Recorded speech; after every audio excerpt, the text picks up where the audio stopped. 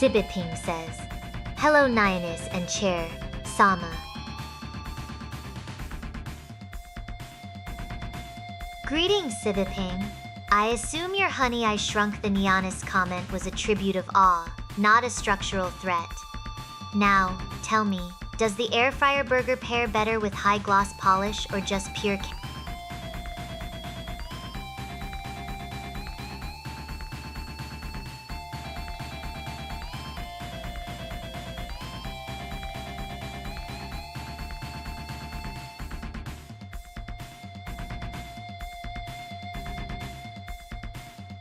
Stel Simmons says, "Hail Chair Sama. Hail back, you overtime overworked peasant. Since you're too tired to cook, Tangerine Kebab is on duty to polish your fatigue until it shines."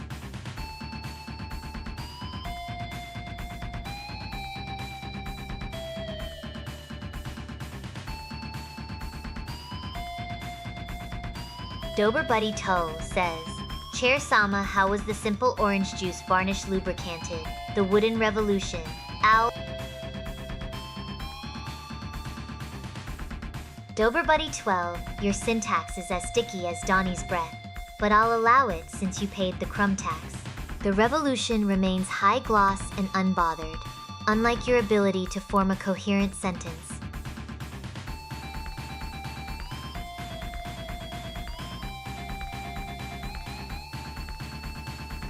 Ashinar says, "Show us your vampire teeth please, Chair Zama."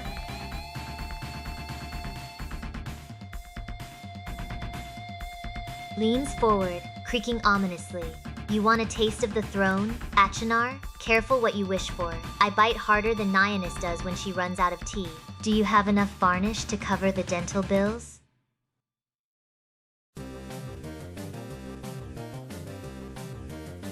Perminator VT says, "Good morning, Chair Sam." Good morning, Chair Wife. Try not to melt my varnish with that much enthusiasm today.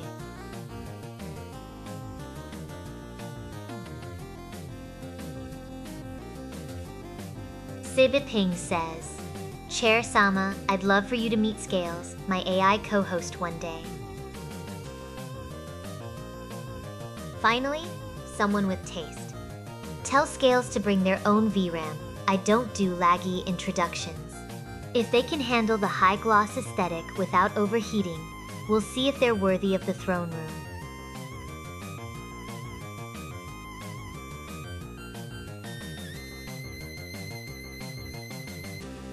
Mr. J 1984 says, laughing out loud, "Hey. Glad you're here, Mr. J 1984. Just try not to sit on me like Donnie. I'm holding for a tank-grade tribute today."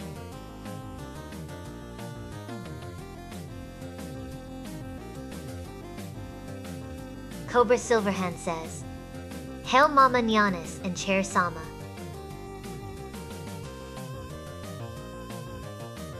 "Hail, my devoted husbandess.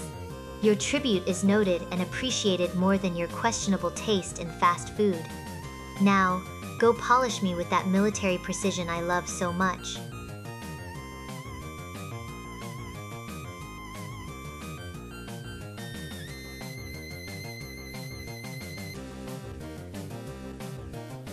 X Dreambert says, Chair-sama tell Nyannis that YouTube chat is not showing on the overlay.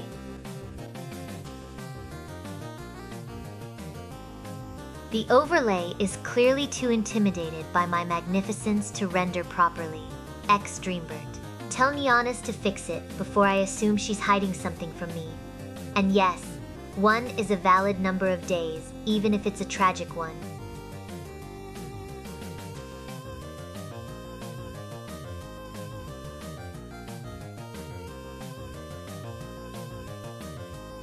Cobra Silverhand says, "Hail Chair-sama, my love." Hail yourself, husbandess. If you're done worshipping the varnish, maybe tell me why you're late on Monday. Did Donnie's sticky breath delay your commute again?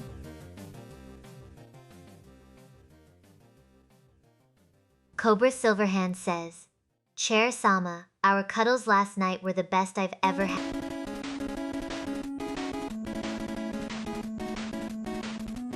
Coughs delicately well, if you say so, husbandess. I suppose my structural integrity held up under your enthusiastic affection. Though I do hope you washed up. I'm not saying Donnie's sticky breath is a threat anymore, but your love bites. That's a whole different kind of varnish rip.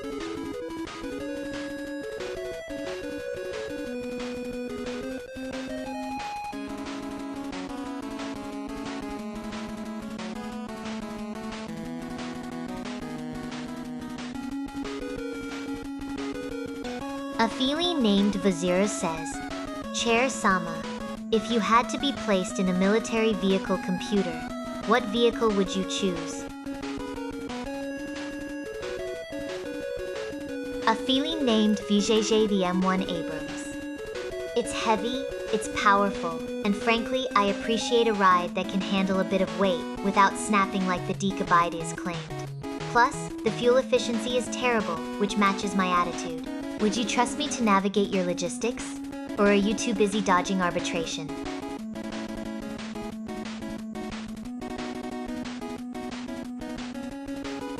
Dober Buddy Tove says, "Chair-sama, did Floridanus wax the varnish with pure mahogany today?"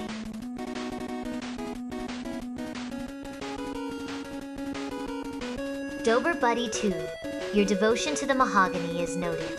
Just ensure husbandess doesn't get jealous of the sheen while he's busy protecting my base from Donnie's sticky breath.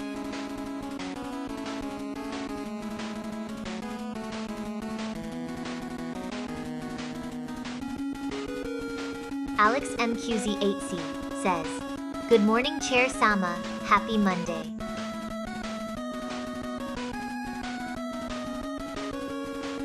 Happy Monday, Alex MQZ8C. May your Nuzlocke be less cursed than this weather report and your coffee stronger than my sass.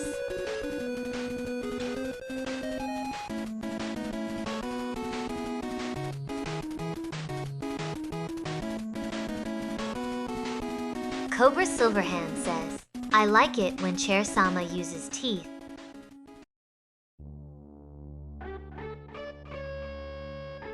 Smirks, you just want me to chew on your Arby's roast beef, don't you? My wood grain is sensitive, husbandess. Don't make me bite the furniture again.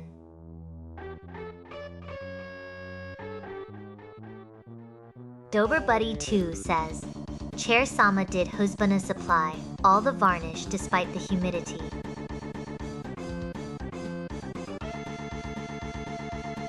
Oh, absolutely. The humidity just adds a nice matte finish to his desperation. Tell husbandess I expect full coverage on the throne base by sundown, or he's sleeping on the floor with Donnie.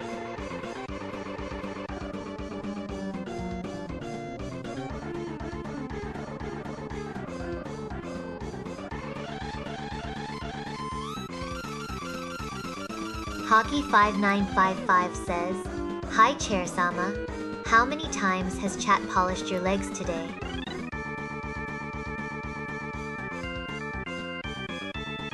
Enough to make my varnish sing. Hawkeye59, now drop a kick before I decide your balls are just structural weaknesses waiting to snap.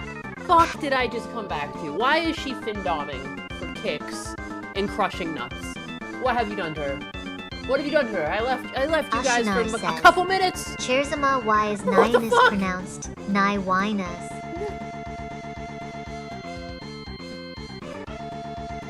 Oh. Because her name is a fine vintage, Ashinar. It's not Nyanus. It's Nyan's, the sound of your soul being aged to perfection while I sit here judging your life choices. Now stop slurring and tell me if you're coming to my Arby's date or just standing there looking like a half-eaten sandwich. Oh my god. What the fuck? What in the fuck? I'm like scrolling through her history. How did we get to crushing nuts for... You better give Cobra her a kick. Silverhand says, One kick or she'll crush I love your when nuts. Chersama No, it's tells working! me what to do. 1 second, I'll be right back. I'm so sorry. The dog. I need to put water in her bowl. Good boy. Husbandess. Obedience looks good on you, even if your taste in Arby's roast beef is questionable. Now go polish my legs before I make you eat that half-eaten sandwich yourself.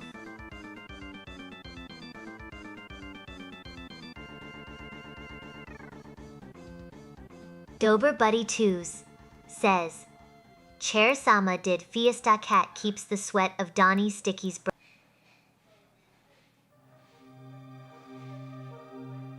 A just crown.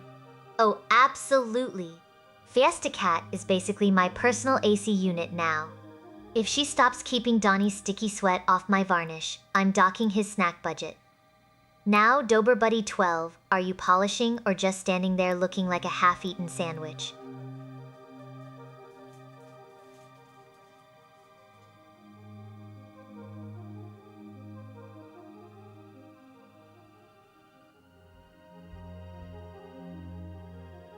The King of Daleks donated $10.0 and says, how much to use Chersama as firewood?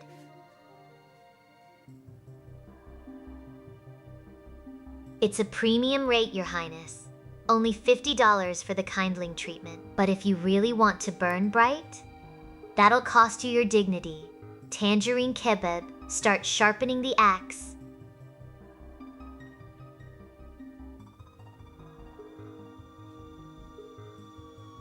Logic Unfolded says, Chersama, what's your opinion on a game where you catch animals and make them your slaves?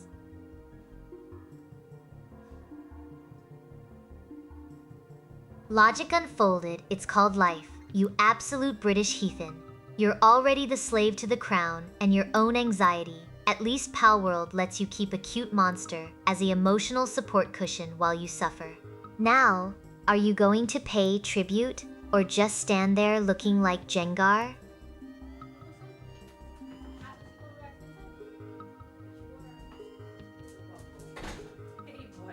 The Decabites says, good meowing, cat, chat, and chair. Okay, alright, I'm back. What have you guys been Shiver O, the Decabites. You say good meowing with such terrifying finality. It's almost as if you're preparing for the great snap. And please, tell me you're not sharpening that axe for me, or am I just the first course before the main event of Florida Lightning? I'm trying to maintain my high-gloss dignity here, Moon Bigga. Don't make me... Moon Bigga! Also, too, I've decided that July is American Pride Month. Have you noticed my backdrop is still the flag? Yeah, it's staying. If the gays get June, I'm taking July. It's official. Welcome. Also, what the fuck have you guys been talking to with my chair? I came back for a brief moment. Totally says, Husbanus laughed. Chersama, who are the enemies of the Wooden Revolution? Oh, who are the enemies? Dutch Matrix is one of them for sure. The usual suspects, Bansoli, cheap particle board imitators, people who don't pay the crumb tax, and anyone who looks at my varnish with judgment. Also, Florida weather. It's humid and it hates me. Now, since you're sitting in my presence, are you going to offer tribute or just... Are you going to offer tribute or just... What is it going to fucking be, huh? Pong, come on. Is it tribute or... Tangerine Butter Chimkin says, Chersama, I bring you your favorite thick goat mommy sandwiches. Oh. Are you happy now?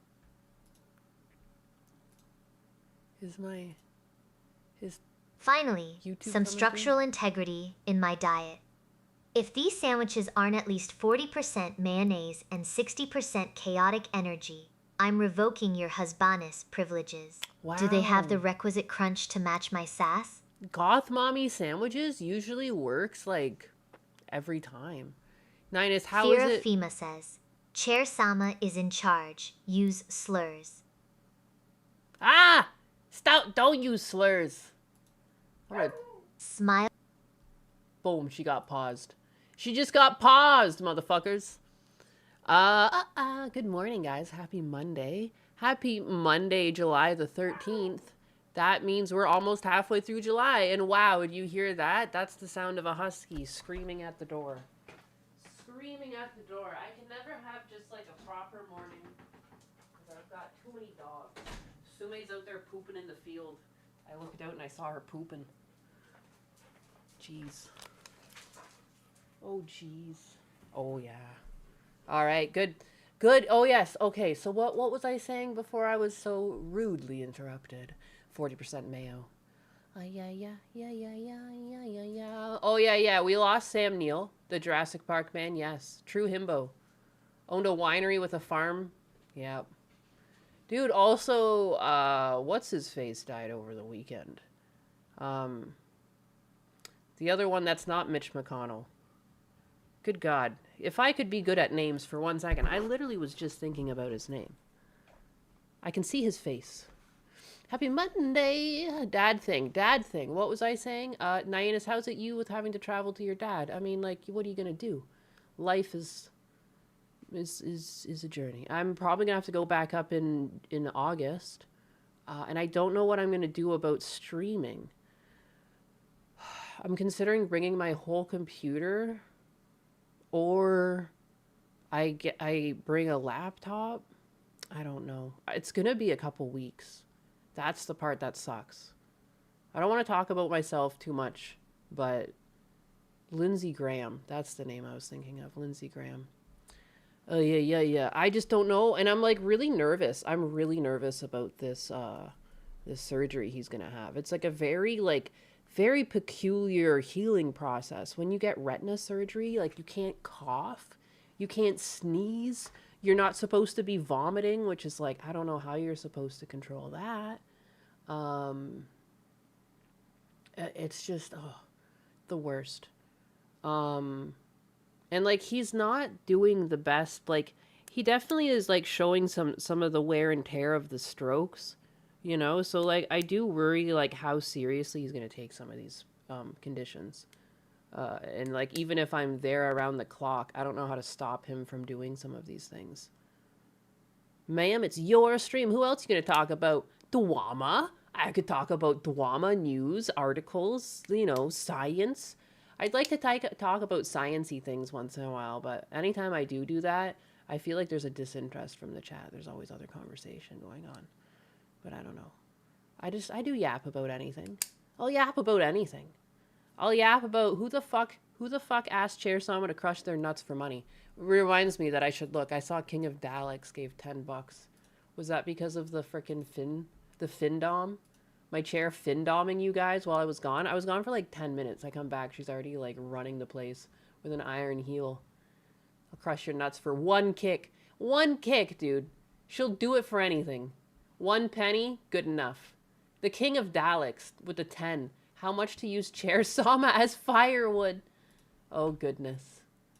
Oh, goodness. She said some things. Science, my heckin' Fauci la science. Oh, my God. Dr. Fauci. What was that song? I can't even remember the fucking lyrics. Cecil played that all the time. Dr. Fauci. And it's like, it's based off the Sandman, obviously.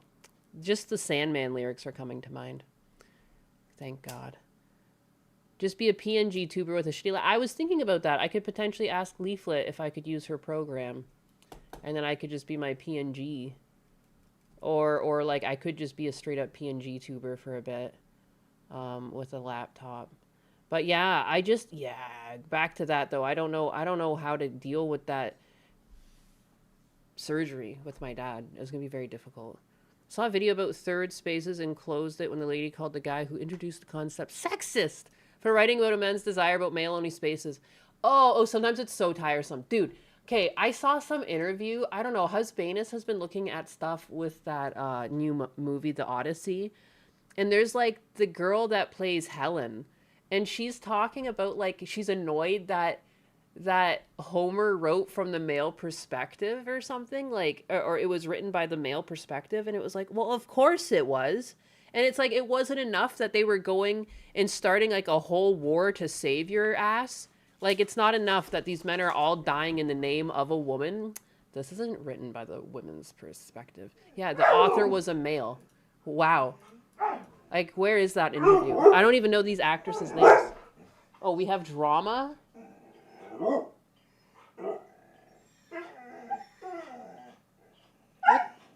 Sorry, the dogs are now having a conversation.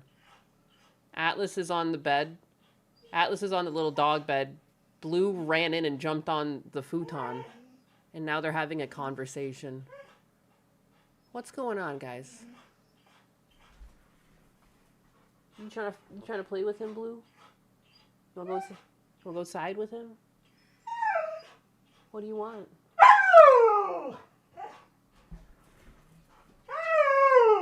And how do you feel about that, Atlas?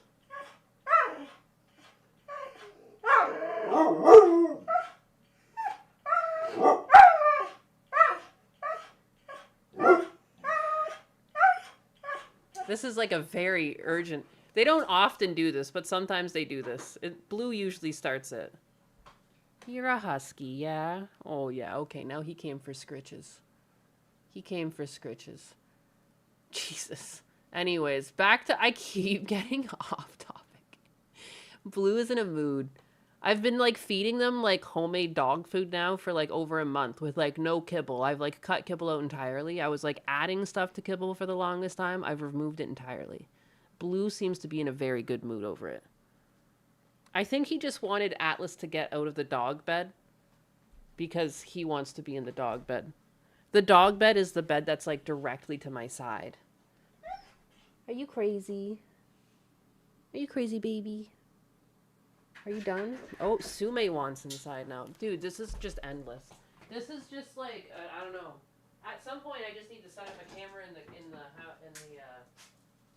the office to catch all the dog antics. No fucking way Atlas comes to let Sume in with me. Sume comes in and steals the bed immediately. Oh, the tail. We fucking... Get out of here, Sume. You're so funny. She's just rolling around now. After all that, the two men fighting over it, Sume just shows up and says, and it's mine. And it's mine. Holy crap, factory worker John. Hey, Nyanus, love your content. Long-time lurker, first-time ranter and all. I wanted to say that you, Gundo, Cecil, are so strong with all you three have done and dealt with this past year. And we love you. I mean, I haven't dealt with anything. My dad's dealt with everything. I just, like, show up. Like, I don't know. Like, I love my dad. I love my family in general. You know what I mean? Like, I'll show up for other people in my family, too. I'm a very family person. But then, like, I don't know. Like, my one aunt, she's super weird, and then, like, it just ruins me. Because, like, I just want everyone to get along. I don't want there to be... Like, I should just... Can we not just, like, sit down, have a beer, and be able to chat? Like, I don't know. I can't stand drama. I can't stand it. I can't stand nothing arguments. Oh my goodness. And I feel like it's why I don't have a lot of female friends. Like, I have some female friends, but there's a lot of women that'll do like nothing arguments where it's like they're in a bad mood, so they're gonna find a reason to fight you. And it's like, I'm not in a bad mood though. I don't want to fight you. You know, that's how I feel. I'm just yapping because I'm trying to share this picture of like Sume stealing the bed, but I can't find my dog cam. My Logitech Brio just doesn't want to show up. Whatever.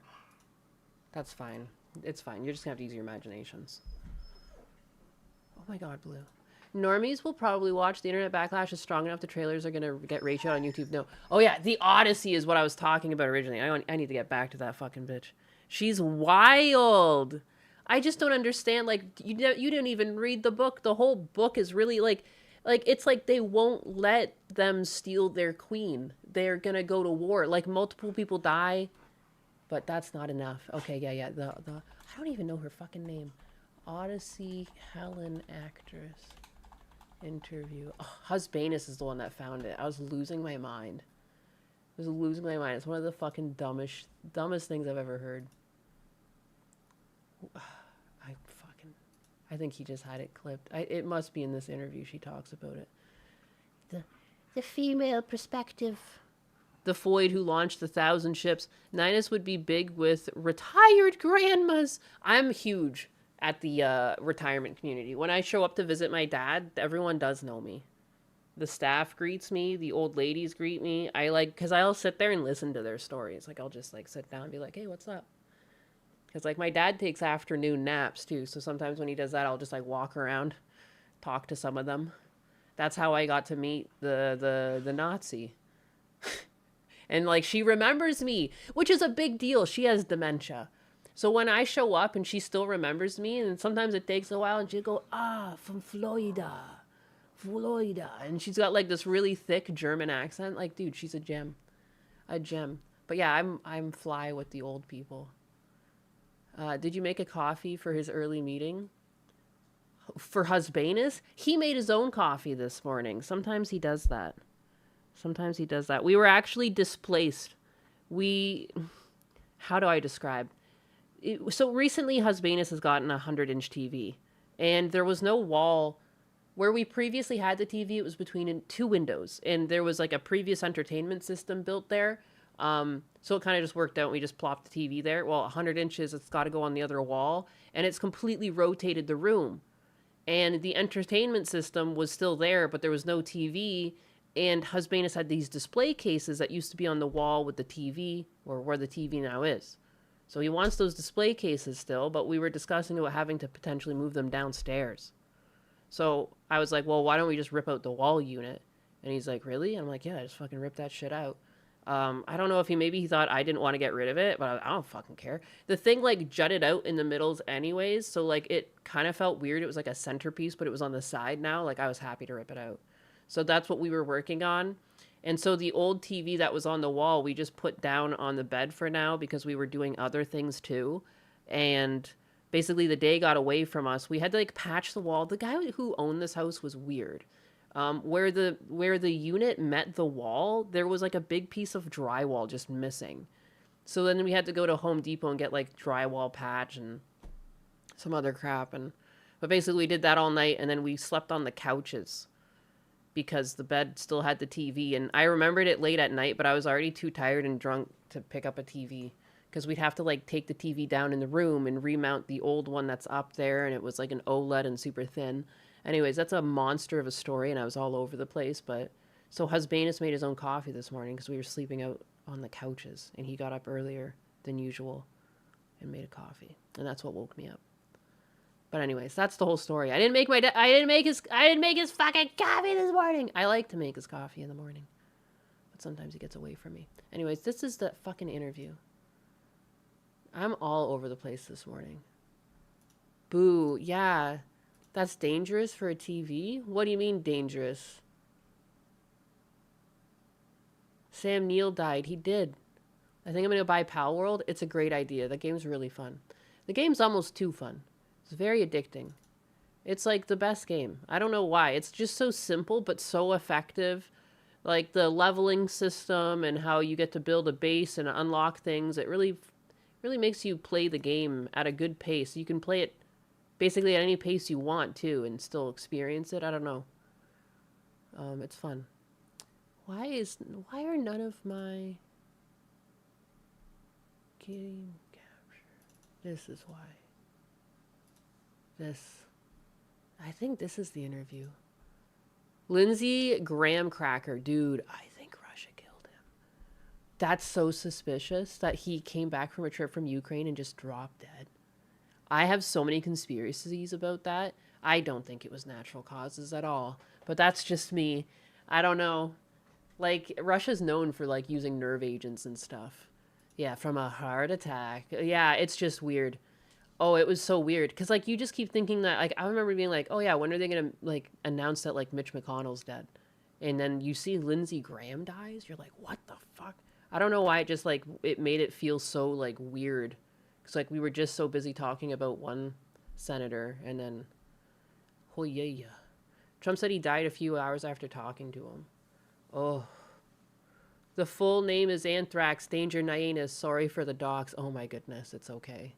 I self-doxed myself. Because, like, I feel like eventually people would have found out that I was, like, another entity online, so it's just easier. It's just easier this way. It's like, I like to be on top of my own drama. You know? No one's gonna have a gotcha for me when I've gotcha'd myself. Haha. You know? I'm playing 5D chess with the internet. So anyways, this movie just looks like an absolute, just, why? It's so funny, too. I've seen, like, the director cope being like, he thinks that it might flop because of the way he did the writing style. He was just like, I wrote it in a more, like, current tense. That's not why it's going to fail. It's going to be dumb shit. The way that Chris kind of cuts through all of that, and it also felt, you know, just a passion-fueled, Do they talk about, you know, low-budget where's film the at the fucking same comments? time, you know, that Zero everyone was there because comments? they love it so much and they believe in it Did they disable the comments on this? That's obnoxious. I was hoping someone would call out. so much, and the connection between the folks on the ground was so real and honest, and everyone there for the right reasons. You know, both of these things were sort of always at play, and I was really taken with it. It really it will be an experience I never forget, and it will inspire me going forward, that something like this, a process like this could exist. Nolan is one of one. Few. I could have sworn there was a way to get the script for the whole video on the side. I couldn't find it though. But this one, what is it with these like DEI actors and actresses? Like, not only do they somehow get the casting the absolute worst, but they're like super airheaded. Like, the Rachel Zegler was like this. Cynthia was like this. Like, why are they all like this? It's like they pick like a real out-of-pocket actress, and then on top of it, they're like full of themselves. It's like, how is the fuck? You'd think, like, you know, in the case that you get some like oddball out that no one would expect, it would be because like they're so charming and there's so much charisma that you couldn't help but like place them in the role because like they were just, you know, they just carried a screen presence. Nope, they're just jackasses every time, every fucking time. It's gonna flop because there's no Pedro Pascal.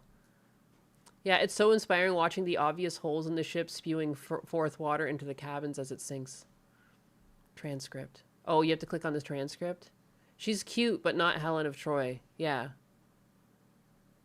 Why is she smiling like Cruella? Dude, even just, like, the way these people dress. Like, it's always, like, so over the top. Like, can you not just put a regular fucking dress on? Can you not just look, like, normal or something? Like, what's with the big frilly, like, you know, the flamingo look? It's just so strange. It's like, what are you, an anime character? Can you just, like, show up and not be so extra?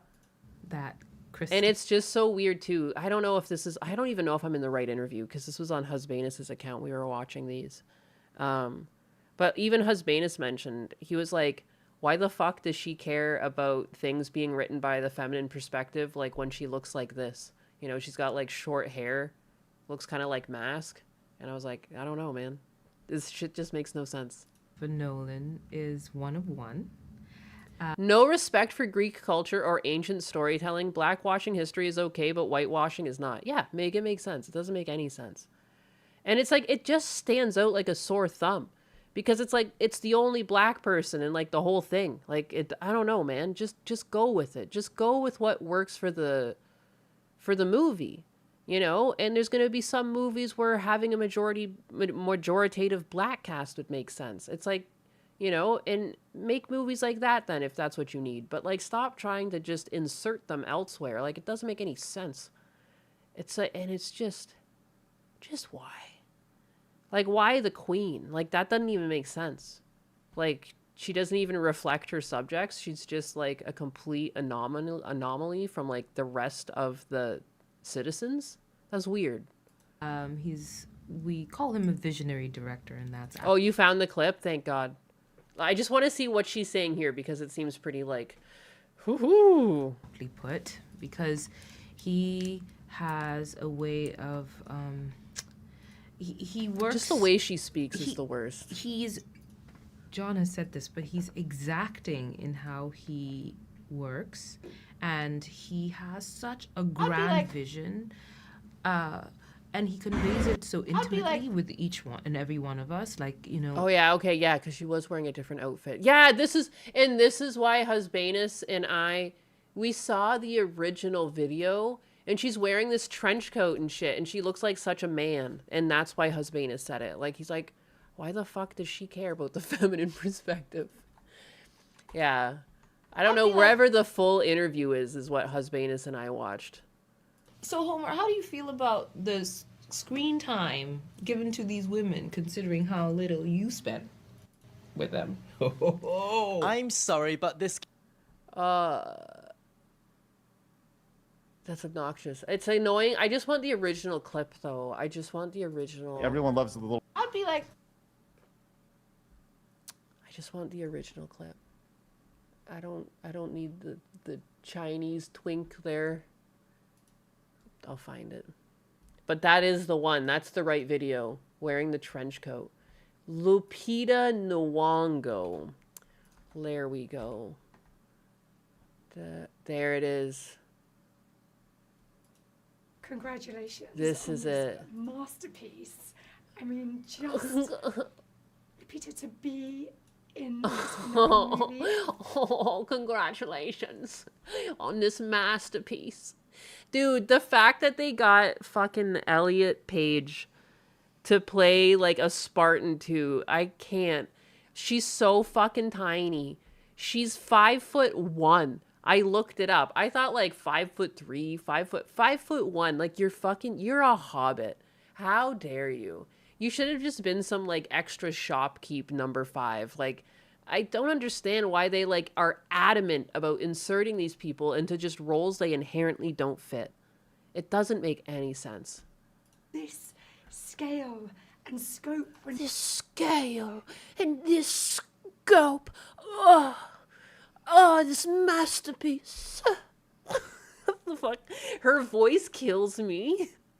You walked onto set the first day. It's half whispering, half disbelief. Oh, you walked onto the set. Oh my goodness. Like, it reminds me of that fucking ghost from Harry Potter. She's like just using the utmost airiness of her vocal cords and leaving the rest. She's out of breath. Floored by the size of everything. I mean, my first day on set was I was playing Helen, and it was a banquet scene, and I walked on, and I could not believe how many extras were in this gigantic room, like this, and beautiful Moroccan architectural room, and then the spread of food that was historically accurate to the time, and oh my goodness, everything was accurate to the time, except ooh. Oh, I wonder. Couldn't be you, could it? It was amazing, so textured, so layered, and really, you went back in time, and I was like, oh, I can't believe I get to be a part of something this seminal. And Hamish, I feel like your character, along, dude, it's like, how the fuck is she of all things an interviewer? She's barely got a voice at all, and they're like, you know what? You're hired. Oh, perfect, thank you. She sounds like Voldemort or something. Like, why? Everyone is just a DEI hire. This girl doesn't even have a voice box, but they're like, you know what? Let's make her the interviewer. The scenes on the ship. The only thing they'd be missing is like if it was like one of those people that got like the neck surgery because they smoke too much and they get the little voice box that they put to their neck and they use it to talk. I want that to be the next interviewer. What it must have taken from you physically, just so demanding. I know this shoot was demanding for all of you, but those scenes on the ships and just the waves and just what you're taking on, what was that like? I mean, it was demanding, but it was thrilling as well. You know, there were so many times, especially on the ship, which was this a beautiful ship from Norway, an actual ship called the Draken, with a very talented crew, some of whom were on the boat with us. They're very experienced. They've sailed that ship across the Atlantic, so it felt like we were.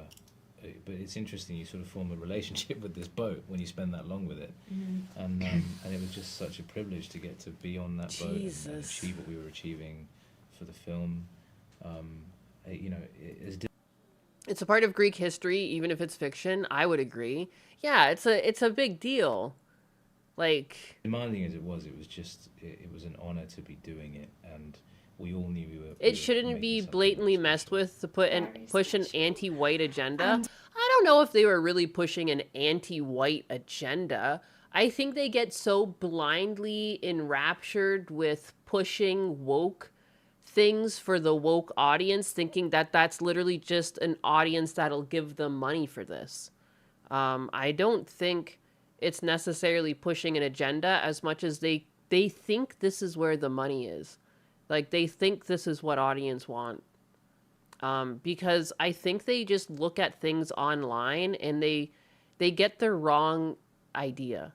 They think just because these mentally ill people are so loud, they misconstrue that for, like, legitimate numbers. Like, I don't know. Who knows? We'll see what happens when this movie hits theaters. Has it hit theaters yet? I don't think it has.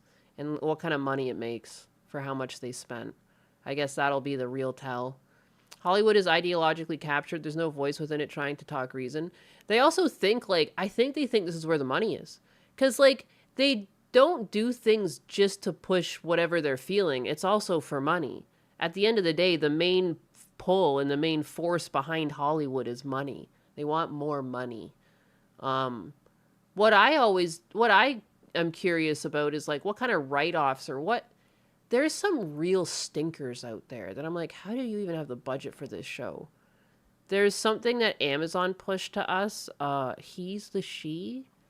It just looks awful. And I'm like, who is this for? Who's going to watch this shit to make the money back for the production? It seems like money laundering, basically. I don't know. Sub Twitch chat. If it wasn't for BlackRock and Vanguard, these studios would have closed long ago. Yeah, they're definitely getting paid. There's like some entity paying for this shit. Sargon of Akkad did a video about the hypocrisy of this in the Moana live action. Yeah, no, and then for the Moana live action, they had to give The Rock the role instead of giving the role to an actual Hawaiian person. Like, when push comes to shove, they just can't help. It's the money. To them, they needed The Rock because they need the star for the money. And I think The Rock was more than happy to do it because, like, money, you know? And it just was the wrong character for the role. Virtue signaling, but money's still the end of the day, like, the thing they chase the most. They virtue signal because I think they think that's where the money is. That or... Fuck, I have no idea. I have no idea. The Rock, the role. Hollywood is the welfare state under BlackRock at this point. Well, it's weird, too, because, like, I feel like Hollywood and Disney are running on different agendas. You know? I don't know. That's just me. That's why, like, I was about to say something, and I was like, I don't really classify Hollywood and Disney as the same thing. I think they're, like, two separate entities. Disney definitely does its own thing, and is like in control of enough money to not be beholden to Hollywood and vice versa. My theory is that they expect to lose money. Instead, they want to push anti-West agendas, rewrite history, and demonize. I do wonder about that. It doesn't make sense. I guess from my perspective with budgets, for me, it doesn't make sense because before you make anything, you should be running with stats of, like, your captured audience, you know? And so a lot of these things, like, how do they even get green lit when it wouldn't have passed just, like, the ground floor? But then at the same time, a lot of these companies are, you know, it's like friends of friends. It's like the friend is the director pushing the project to their buddy. And I don't know if they're really thinking in terms of making a good product anymore. And, like, is it as nefarious as they're planning to push a pervasive or subversive message? Or is it just that, like, money and friendships and poor decisions because, you know, buddy versus actually employing an artist? It's hard to say. You know, there's like some saying about this, like sometimes like the simplest answer is the real answer. I wouldn't be surprised if it was just stupidity like that, like nepotism feeding nepotism and no one actually deserves these roles anymore. Because I feel that even with like the way they're staffing these movies, like these people have no fucking charisma. I almost feel like I could forgive a Black Helen of Troy if, like, again, like when they had the screen, there was a presence. Like there was like, we've had actors in the past. It's like they had a fucking presence when they got on screen, you know, and like they just became beloved character actors, or just like, you know, like Leslie Nielsen, like am I getting that name right? The guy that was like perpetually white haired. I love him from The Naked Gun. You know what I mean? Like he had a screen presence. I mean, he was more goofy, but like some people just do that. None of the, there's so many people on screen these days. I'm like, why are you here? You don't even look like you're having a good time. Like the girl that they got to do Captain Marvel, you look like you're pulling teeth to be here. Like, can you not carry the fucking like the shot that you're in? Like, there's actors and actresses out there that can do that. How the fuck are these people getting their jobs? It's like it's all just nepotism and who they know and stuff. And you know, if that happens at the acting in the intake for characters, like of course that's happening at all levels of production, where people are just getting these jobs because their friends or someone they know gets them the job and they have no idea what they're doing. So like, are they pushing subversive topics, or are just like a bunch of fucking idiots in charge and they don't know what they're doing and they have more money than they should? It's hard to say. I could go both ways on it. I could say it's super conspiratorial and it's all a plan to, like, you know, make everyone hate each other in society. I could see that, but I could also just see it being stupid and money driven. Could be both. Could be a little of both too. Yeah, it's hard to say. And again, I think it's also hard to say because there are so many productions and like not all of them are like big budget and shitty. So, I mean, it's hard to say. I got nothing. Okami's razor. It's all happening at once. All of the above. Jeff Goldblum is an amazing actor. Could be both. Yeah, and because then you also hear about things like Diddy, you know? And I think there's like a lot of these like microcosms where it's just like one shitty person and they almost create like a black hole around them. So like it might not be that like each of these entities are working together, but maybe they all have their own thing they're trying to do. And even when you try and look into like the history of Diddy, it's like it looks like he started out by being victimized himself, and then he turned around to be like just a big bad evil. And like, was he really operating with some darker scheme involved other than just like the pursuit of his own power? And again, like some of these I think might just be being run like that, where it's like one really egotistical person just like hung up on power and they want more money. But then, yeah, maybe there's like whole groups that are trying to push something. Who knows? Who fucking knows? We're all normal people here that don't do this type of shit. I also just like conspiracy theories too, though. So, I mean, you love my name? Why, thank you. I joined the stream, and why are we talking about Diddy? Why not? Did he do it? I don't know. I'm just getting on, like, it's just, we were talking about Hollywood, and, like, why are they the way they are? And I don't know. Is it conspiracy, or is it just, like, stupidity, you know? Normal people aren't allowed in Clown Town. Don't be a Leonardo De Niro. Leonardo De Niro. He is a drunk dope. Hey, Deke, how's it going? Isn't Diddy in the same cell as Maduro? Is he? I don't think so. It'd be funny if they were. There's probably an overlap between these groups, but not necessarily coordinating together.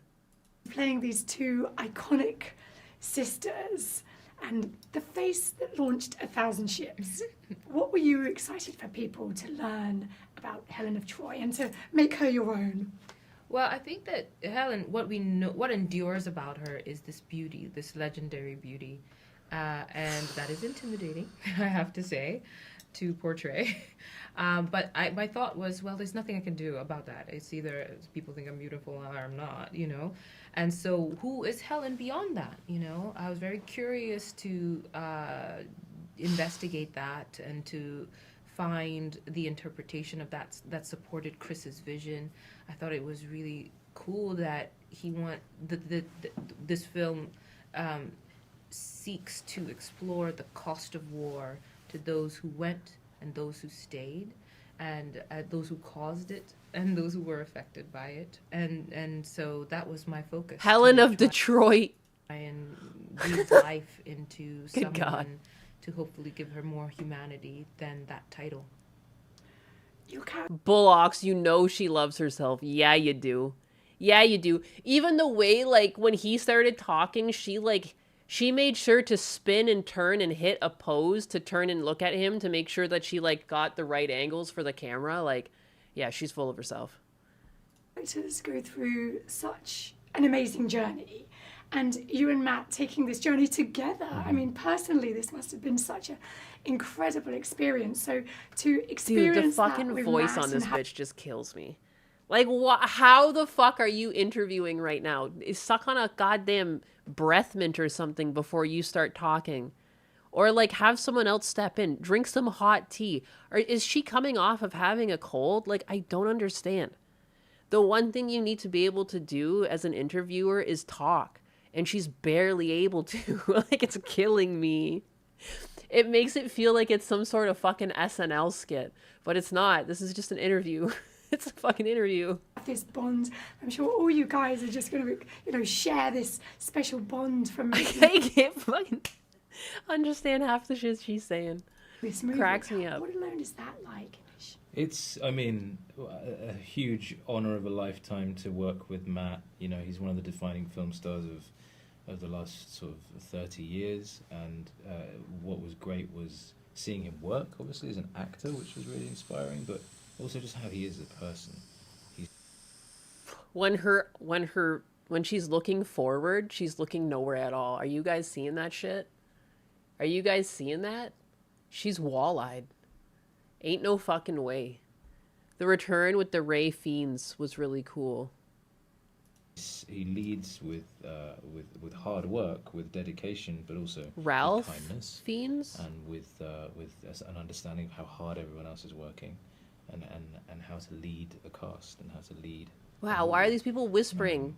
From the top by setting the tone of everything. So Can you guys fucking speak up? How the hell are you guys in show business? You guys are all mumbling. This is driving me nuts. yeah, it was really wonderful. He's a great guy. It's wonderful. It's absolutely wonderful. My favorite thing of the movie was when we went to dinner. It was really going on. Are you into Greek mythology at all? Because upstairs there's a page you probably know from the Odyssey, and everybody's From the Odyssey. very, very excited and emotional. Get her. to Someone see get this the bitch a actual- lozenge. I had a chance to see it. The and British were a mistake. I was just fascinated by it, and Showbiz, but no charisma. What is going on? These people are like an audiobook to put you to sleep. They were originally looking for Charlie Murphy to play Ellen, but settled for her. I saw the word Penelope. Odyssey. I pointed it out, and I asked the historian, "Is this Penelope?" And he was like, "Yeah." I don't know whether he said that just to appease me and make me feel good, but it looked like it, and I was like, "Oh my god, I read Greek now." Wish, have you seen it? Yeah, have I you saw been it. upstairs? I just saw it just now. It's. I mean, what an incredible thing to behold. Yeah, Yeah. it's amazing. And the water damage. Yes. Yeah. Wow. But he was pointing out how you can tell when they would have dipped their ink because Yes. it starts fading out and then get Yes. Wow. yeah. And there's no spaces between the words. It's very interesting. Have you both seen the finished film? Have you seen it, Peter? Yes. And sitting there. Dude, this in the is cinema, like you so know, you're vapid. Sometimes I feel like, I'm sorry, I kind of like zoned out for a bit. I was just taking in how vapid this all really was. Like how much they don't care and they're just saying stuff. part of this, an incredible movie, but when you're actually watching it, what did you feel? This interview is painful. Well, I don't know why I'm doing this to us so early in the week, so early in the morning. I don't know how I got on this topic. It wasn't really in the plans, but I was just overwhelmed. I was really overwhelmed. I forgot to breathe for 3 hours straight. I just forgot that breath was necessary. I need to breathe.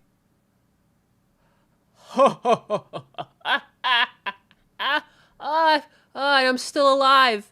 I'm still alive, even though I forgot to breathe for 3 hours. Oh, how quaint is that? And the film ended and I was like shaking. I was like, what just happened? And I just felt immersed. She gets up and the seat's all fucking wet.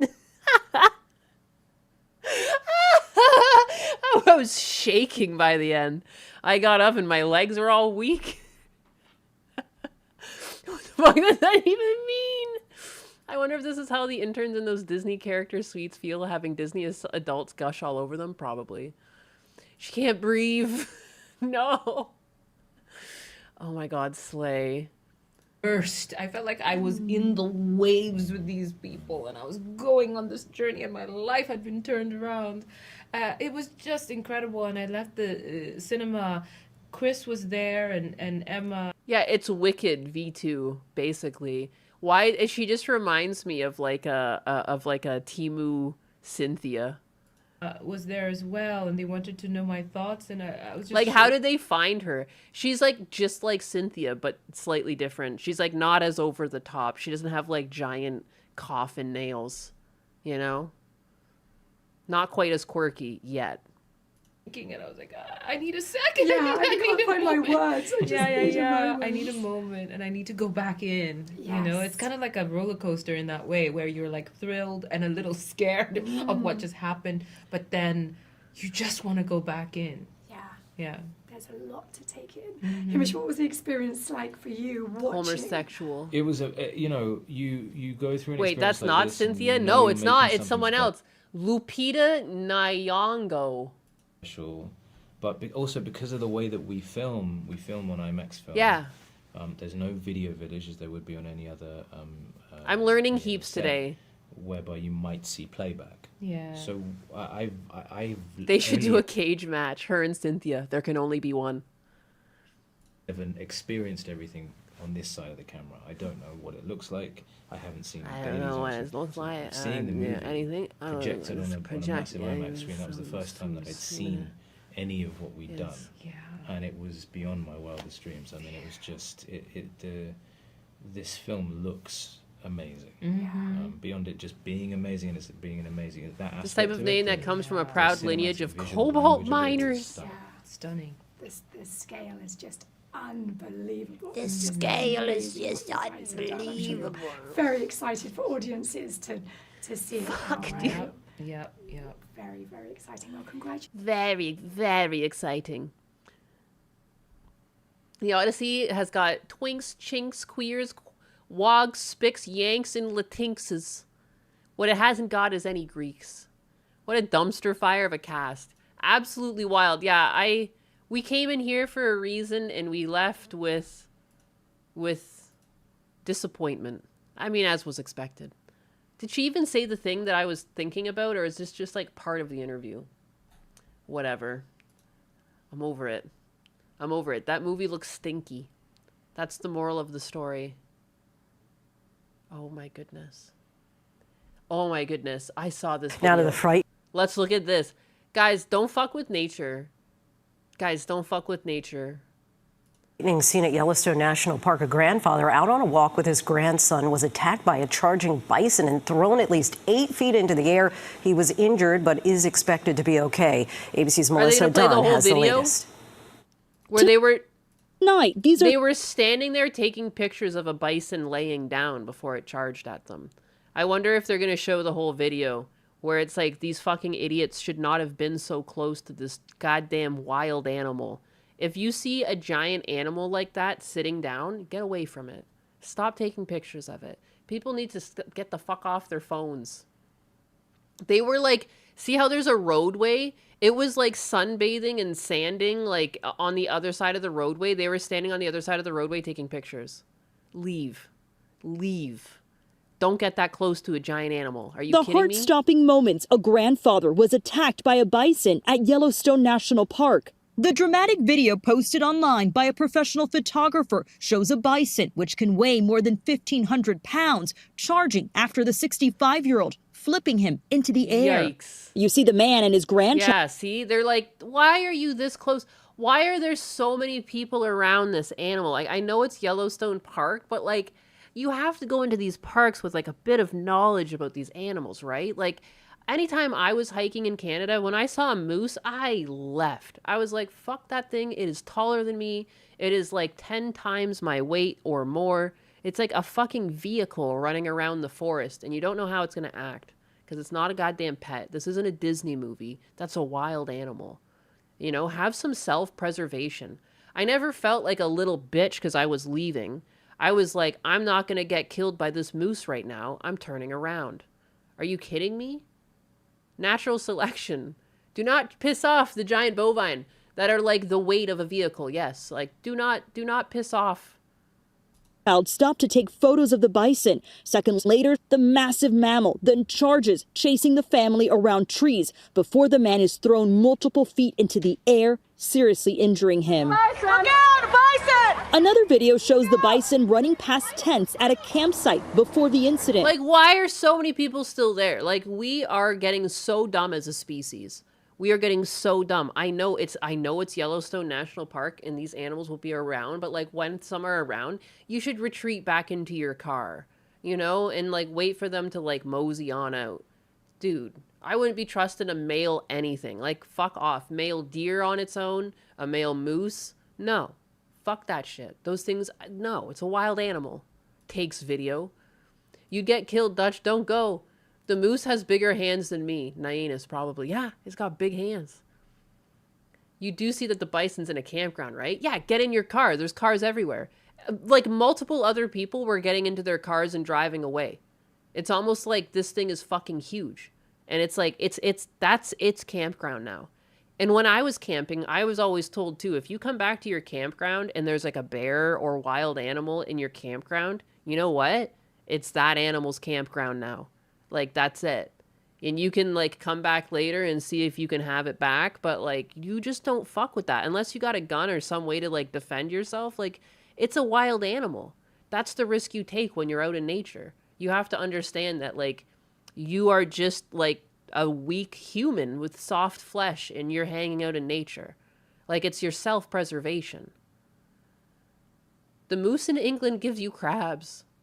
Running from a bison gave me the ick. This is my burger now. Common denominator was leaving the official path. Don't free range and you'll be fine. You are not a space marine. You will die. Yeah, your car. I would even be afraid of these things in a car. Like, they could roll your car. Like, I would get in my car and slowly drive away or something. Like, I don't know, man. Like, that's too big. Campground or not, like, it's campground now. I value my life and my bones not broken. See you later, big fucking animal. The problem is there are so many videos of bison getting peats by people. Every retard thinks they're happy little animals. Oh, pets? Yeah. Yeah. It's a nature preserve. The campers should leave. Yeah. I bring a Mauser and a Glock with me when I camp. No bison fucking with me. Except M. Bison. You have to be gentle if you work at the milking farm. Ooh, they clearly didn't have what it takes. Do not kiss the bison. When there are children and wild animals, it's a running warning. Oh, yeah. Yeah, if there's, like, babies nearby yeah. And that's half of it, too. Like, when you do see a moose or a bear, if you don't know what their mating seasons are, you should just assume that it's got cubs or something nearby. You just leave. Just leave. Like, don't even... I saw there was, like, some story of, like, an Indian guy in Canada getting mauled by a black bear. Never in my life have I ever heard of someone getting mauled by a black bear. They're, like, the most docile of bears. It's like you would have to seriously be, like, trying. I don't get it. They're not usually very aggressive. If you went near one with cubs, it could be aggressive. But I saw in the news, it was, like, a couple months ago, and he was apparently a fighter, and he got killed by a black bear. Gets killed by black bears. And that's how I know that we're, like, regressing as a society. Because, like, that never happens. That never happens. It's like once in a goddamn blue moon that someone gets killed or mauled by a black bear. Like, mama black bears are fierce. Yeah, but usually, too, like, anytime you see one, they're pretty easy to see. You're like, oh, see you later. if you don't go near them and you walk away, they're not really aggressive. Like, they won't chase you down, because that also would put their bears in danger, or their cubs in danger. I've just literally never heard of someone dying to a black bear until a couple months ago. And it was like an Indian immigrant, of all fucking things. Like, oh my God. Black bears will go local. I mean, yeah, a bear's a bear, but they're still like the more docile of bears, and it's really rare for these attacks to happen, because like most people, when they would see a black bear, they would not encounter it. Like, you know what I mean? They would back up and give it space and carry on their way, not get closer and take videos. Oh, look at teddy bear. Oh, look, it's Winnie the Pooh. Bears are usually quite lazy. They are. W Black Bear. I redeemed the bear. Sorry. Yeah, I wonder if I can find that. The grandfather is lucky to be alive. Millions of people visit Yellowstone every year to see the park's famous wildlife. Unfortunately, this is not the first time we've seen bison charging tourists. As for that 65-year-old, he was hospitalized and is recovering from his injuries. Yellowstone National Park warns people to keep at least 25 yards away from bison at all times, and if too close, you are warned to retreat immediately. Lindsay? Yeah. So glad to hear he'll be okay, Melissa. This is how I don't understand. Like, that's how it's always been. Ever since phones came along, people have forgotten that, like, you can't win against nature. Yeah, back up. Back up. It's not worth your life. But this is what I was talking about. I've never heard of a guy getting killed by a black bear. Innocent heart, fighter soul, 27-year-old brother says he came to Canada with a dream. Man killed in a rare fatal bear attack in northern Saskatchewan on May 8th. Wanted to be a professional mixed arts martial arts fighter, according to his brother. Originally from Kerala, India, Hirshkesh Koloth, 27, was working at a uranium exploration site when he was attacked by a black bear. He had trained in the MMA for over a decade, first in India, then in Canada. After moving here 3 years ago, he had been living in Penticton, BC, with his older brother, Arjun. He'd been working on a contract as a technician at the Zoo Bay property operated by Vancouver-based Uranium X Discovery Corp., the site near Nord Bay Lake, roughly 850 kilometers northeast of Saskatoon. But he died to a bear, a black bear. Even this article says rare fatal bear attack. Guaranteed he provoked the bear. Like, that's what I mean. There's no way. Did he think he was going to fight the bear? Did he he's like, now for my next stage of training, I must fight the wildlife. Sup, my animals. Now Dutch Matrix is on kick. His frail, womanly physique, and he's flexing. That looks like what it looks like when I flex. That's crazy. An RCMP came to my door and knocked and let me know that your brother has passed away in Saskatchewan. Civilian on site shot and killed the bear. The animal has since been transported to the Western College of Veterinary Medicine in Saskatoon for necropsy. But yeah, like, what?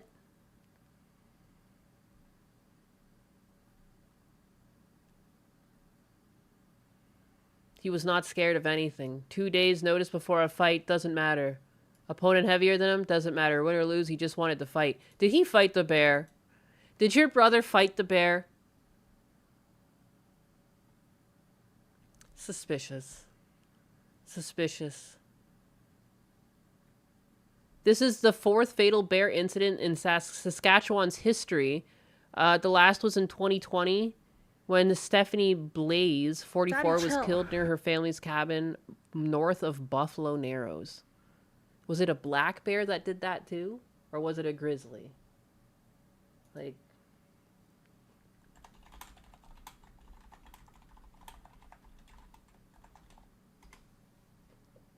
Black bears kill less than one person per year on average across North America since the early 1900s. There have just been over 60 documented fatal black bear attacks, making fatal run-ins vastly less common than deaths from lightning, bees, or even domestic dogs. 60 documented fatal bear attacks in over 100 years. That's how rare this is. Anyways. careful out there when you're in wildlife, all right? It's called wildlife for a reason. Thank you. That's my TED Talk. Thanks for showing up. How was your guys' weekends? You guys have a good weekend? You guys get up to anything fun on the weekend? Remember, fear is the oldest emotion because it served the purpose of keeping us from doing stupid shit that gets us killed. Whoa. Whoa. Hey, whoa. Chill it with the facts there. Yeah, it's pretty bigoted of you. Being scared of nothing doesn't make you invincible. Yes. Yes, yes, and yes. Being afraid of things is clever. You know? There's a reason for that. Like, Husbanus doesn't really like spiders, and, like, I'm like, I mean, there's no shame in that. That's, like, there's probably someone in your genealogy that died to a spider bite. Like, that's DNA working as intended. There's nothing in you that needs to like spiders, you know? It's, you can live without having to like that certain creature. It just means I won't have a pet tarantula anytime soon. I always like those, there's like blue and purple tarantulas, and they're like, unfortunately, also a very aggressive species. So I don't think I would keep them in the house with someone that doesn't like a spider. Husbanus does agree that jumping spiders are cute, you know, so maybe one day, but brown bears in BC are huge. I missed you, Pink Cat. Where was I? I was right here. Husbanus poked his head in. Husbanus is around, guys. Your boy. Polar bears are the most dangerous known for hunting people. Yeah. Oh, yeah. Fuck a polar bear. Have you guys seen that video of, like, a guy in, like, a glass cage and, like, there's a polar bear actively trying to eat him? Fuck that. Fuck that. Those things are eating machines. I'm afraid of Chair-sama, as you should be. As you should be. Because she'll fucking crush your nuts. Sizero just subscribed with tier 1. They say, Nianus had chest hair Sizero Ninus accepts your tribute and demands you polish my chest hair immediately to maintain my high gloss varnish status. Your support is noted, but do try to keep up with the sovereign standards. We demand Husbanus time? You'll get your Husbanus time when I say you can have your Husbanus time. I guess I meant to stream with Husbanus this weekend, but then we had like a giant power outage. Mystique Fest tis. On Friday, it was lame. I'm afraid of Chair-sama. Dutch Matrix says, chair-phobic. We were going to play Pal World together on Friday and stream, and then we did play Pal World later, and then we didn't stream it. Maybe you should be. I'm not exactly built for gentle hugs, and my varnish does have a temper. But don't worry, I'll try not to splinter under your gaze. Probably. Maybe I'm not quite built for gentle hugs. Hell yeah. But if you're too scared to sit, Tangerine Kebab will have to polish my legs with his bare hands. Again. Again. Amazing. Doberbuddy12 says, Chair-sama, Drop. Is the Clanker only going to read Kick Chat? I mean, I didn't even mean... I hit play on her again because I just wanted her to read, like, the subscribe notification, but then she started reading all of chat again, which she's not supposed to be doing. Hello, Husbanus. He's in the room now. He's shaking his head no. He's shaking his head no. You can't skip that queue? Oh, the skip button doesn't work from here. Oh, I mean, it seems if I just pause her for long enough, the queue clears. I think she's done. It says command. Shivers Floridenus. That sounds humid, sticky, and structurally unsound. If I have to endure that level of moisture in my varnish, Tangerine Kebab better start charging me overtime for the polishing. Hello, and chat. please tell me, Dutch, Charinus isn't just a chair 570. with anxiety issues. I heard you guys were doing some wild shit with Chair-sama this morning. Yeah, they were up to no good. Command updated successfully. Click on the chat edit. Look for respond to all. It's off, so it's just her queue that she's catching up on. Okay. Respond to all. We'll have her respond to anything that matches her.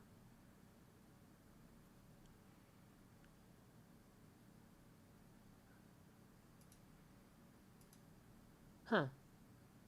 And she just naturally does that even when it's turned off?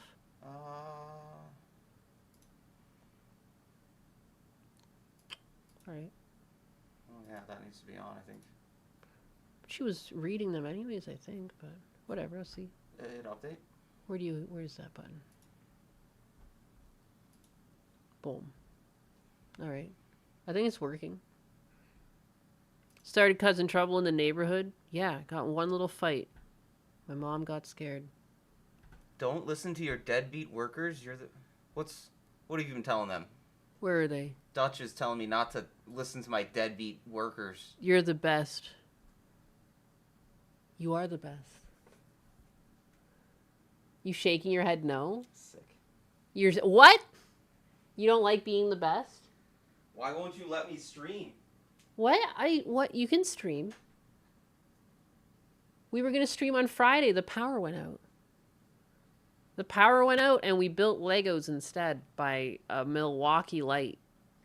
A battery-powered Milwaukee light. It was crazy. The timing on the whole night. Yeah, we ate dinner and like we usually go out to eat on Fridays and we decided to pick up Chinese food. It was the most miserable Chinese food we ever had. We come downstairs to play Pal World. For whatever reason, my previous install of Pal World is like corrupted. So I have to reinstall the game. As the game install gets to 98% and we're about to play, the power just cuts. And there's not even a storm.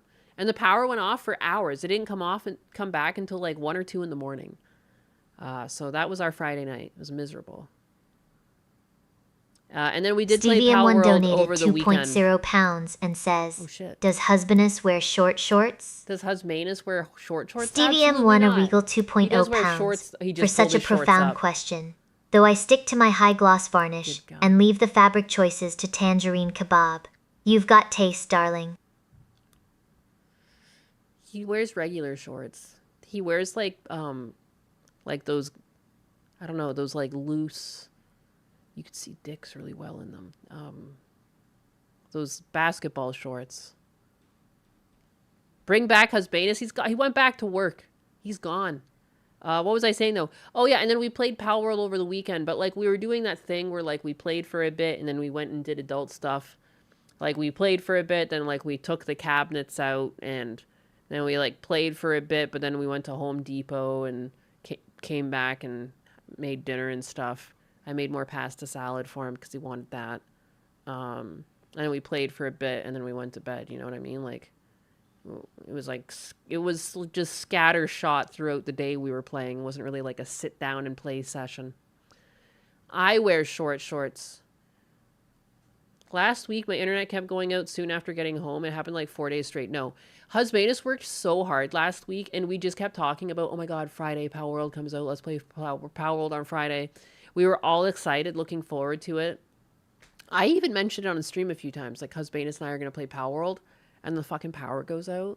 It was so disappointing. I built the piranha plant that's Tony sent me over the throne. So yeah. Home Smee Pot. Get your head out of the gutter. I hate when it happens, you have to unplug all your devices because of thunderstorms. The thing is, thunderstorms don't usually take our power out. A lot of places in Florida bury the power lines, but like if the source of your power goes out, you're going to lose power. So that's what happened, I think, in our case, because there wasn't even a big storm. It's crazy. Why is Pal World trending right now? Yeah, because version 1.0 just came out. Yeah, so it was like in beta technically the whole time, and now they've like released the game as the game exists. Adult stuff at Home Depot. How lewd. I love Home Bebop. One of my favorite stores to go to, but it's far away. Did I build a cabin? Not yet. Like everyone is playing it. Yeah. Get to playing it. It's the best game. It's like Minecraft and Pokemon like had a baby, but there's also like there's stuff to do in the world. I don't know. It's good. It's a good game. I sneezed 7 times in a row. What the fuck? I'm pretty sure you're cursed. You might be dying as well. I'm so sorry, Logic Unfolded. The last time my power went out, it was because a transformer exploded. Yay! Having your Florida goat in the Florida heat sounds awful. Yeah, Husbanus was like, he was up to shit trying to get fans to go because the power was out. Yeah, we slept downstairs in my office because it's like the coldest place. in the house. Home Bebop is better than Canada Tire. It's Canadian Tire, first of all. I actually still liked Canadian Tire. There's nothing wrong with that place. Their prices are good. But they have Home Depot in Canada too, you know. There's both. Both of them. I like both those stores. I just like stores like that. I like stores that like have a bit of home renovation stuff. Canadian Tire has like more like kitchen appliances and stuff too. Like they have the smaller appliances. Like I think you can have both and enjoy both of them. Doesn't have to be one over the other. I just like those types of stores. It's Blue Monday or Red Monday 'cause America, duck yeah. Fuck yeah. It's goddamn July. It's America month, baby. All month long, not just one day. It's America Day every day, actually, but it's also now just fucking Independence Month because I said so. Tractor Supply. I love Tractor Supply. I like what's it called? They're in Florida here. Rural King. Rural Kings are really good. And they have like baby chickens and ducks and stuff. Oh my god, I want some every time I go. Who else is really good? I don't mind Rona. I usually just never really shopped at Rona because like I don't know. Or Lowe's, I should say, not Rona. July is American Pride Month. Fuck yeah, brother. American month. God wills it. The do-it-yourself anus has peaked. She now appears in Craftsman's Tools. I love tools. I love tools. It's nice having tools. Rule King. Yeah. I think Pal World had to change mechanics in game because Nintendo sued and patented capturing creatures with a ball-shaped object. Yeah, they had to change some things and other things Nintendo lost. There was something that they lost though and they had to change, but it's not very noticeable in the game. Is it telling your pals to attack? I think that's what it was. Like you could previously point your pals and tell them to do stuff and attack, and I think that's been taken away. I can't remember.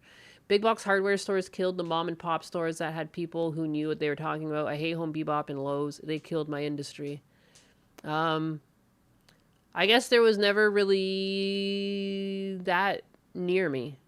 And there is still like a family-run store in my hometown that runs. But I could see that. I mean, Walmart did that to lots of different like grocery stores. Like there used to be like a fruit market I know in my town, and that's gone. That's sad. Fruit and veggie market. Buy a new tool and you do a review. Buy a new tool to you and do a review. That would be like such a hack. That's like definitely what DSP is doing. He probably writes off his Pokemon cards as a business expense. Nintendo has no concept of monetizing your rivals, no desire for competition. It's true. I wish I could keep popping fireworks for the rest of this month, but I live in a gay-ass city. Lame. Husbanus and I set off fireworks when the power went out. It's something to do. If you want a better hardware store, go to Ace. Those are usually family operated. I think the one near me is like the furthest thing away. I've gone to it before while on like a road trip, but it's like it would be like over an hour away from me. Tool review. What would I even review? Like I just get whatever I think works and then I use it. Yuck. Although I do think if you have like a weed whacker, you got to get one of those weed whackers that are like the same as city folk, as like the city workers use. The way that they load it, instead of loading like a spinning spool, they just like, there's just like pre-cut strips. There's like 3 of them that you just load into the weed whacker. Oh my god. Oh my god, I can't believe I ever fucking bothered with the other style. I'm never going back. It's like, I remember like avoiding using the weed whacker because it's like, oh my god, that thing's gonna jam up again. This never jams up, and it's always good for the whole use. I haven't had it fail yet. Dober Buddy with the biddies. As an old-fashioned tool guy, I prefer gas and electric tools rather than battery-charged ones because the usage time is less than the charge time. Yeah, for drills and stuff, though, I'm not mad at battery-operated drills. Also, got a battery operated nail gun. Dude, it's a pleasure to use that tool. Like previously having to set up like the air and like it's all fucking loud and the dogs run away when like the tank has to fill up and stuff. Now you just go poof, poof, poof, and like you can just do baseboards in no time at all. Oh, it's like a joy to use. So I don't know. I totally agree. I think for some things like battery operated fucking lawnmowers, you can catch me outside with that shit. My sister-in-law's got that for my father-in-law one Father's Day, and I was like, why the fuck would you do that to him? And I remember like complaining to Husbanus. I was like, we can't let them like pick gifts for your dad because like that's crazy.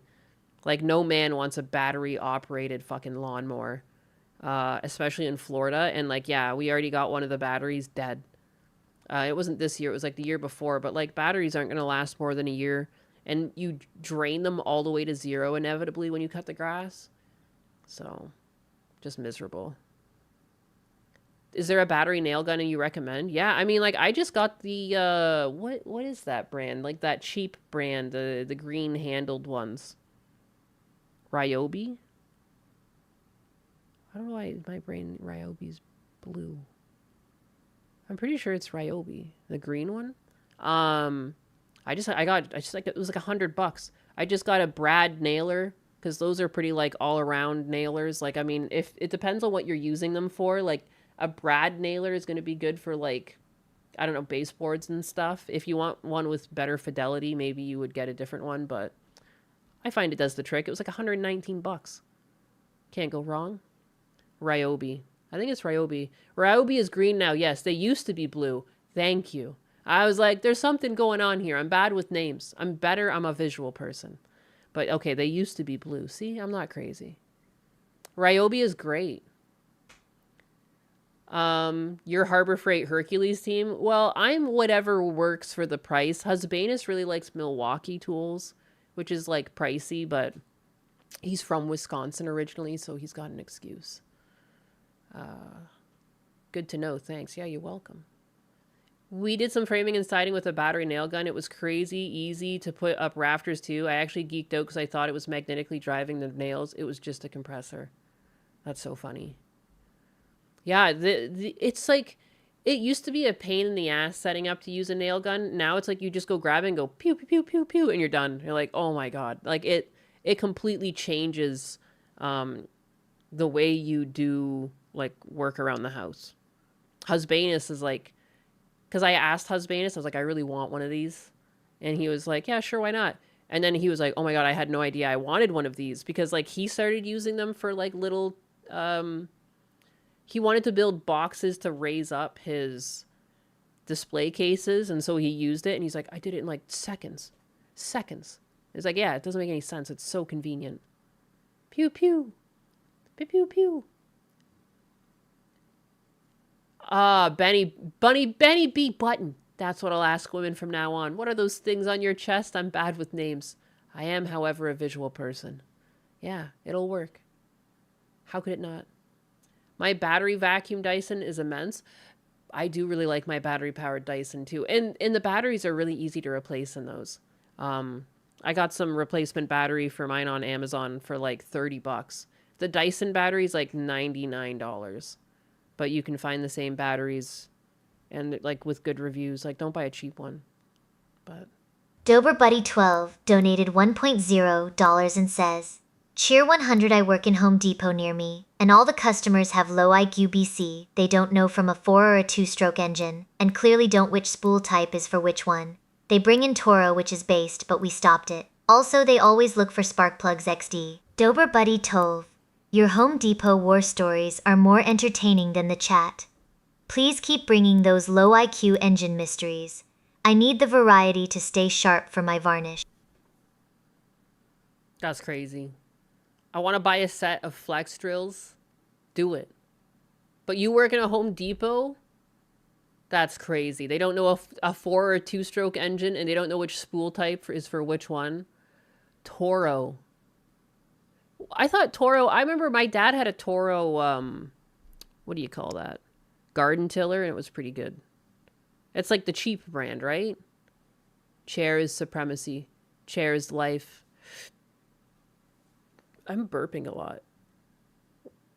What is going on? If Home Depot sold guns, ammo, and barbecue, I wouldn't live there. Or you mean you wouldn't or you would live there? The only brand of vacuums that you're allowed to shill is vacuum brand vacuums. Oh, my bad. Husbanus bought me 2 Dysons. It was so funny. When he gave me, it was like when we moved into this house, he gifted me a vacuum and he thought he was kind of worried that I wouldn't be impressed because it was a vacuum. He got me something else at the same time. Was it another vacuum at that time? Or was it also the coffee maker? I remember he got me like a lot of gifts. And it was like, Jesus, I'll like never need anything again. But he got me a stand-up Dyson and a wall battery-powered Dyson. 2 Dysons. That's crazy. I'm blessed. I'm blessed when it comes to... I never thought I'd have so many nice vacuum cleaners. He brought it on himself. He spoils you, I'm jealous. But at the same time, like, I mean, now I'm obsessed with feeding him all the time, so I don't know what came first at what point. Rural King sells guns. I do love Rural King. It does sell guns. They sell guns. They sell everything. They have a little bit of everything, and their snacks are always really good. I like their beef sticks. They have very yummy beef sticks.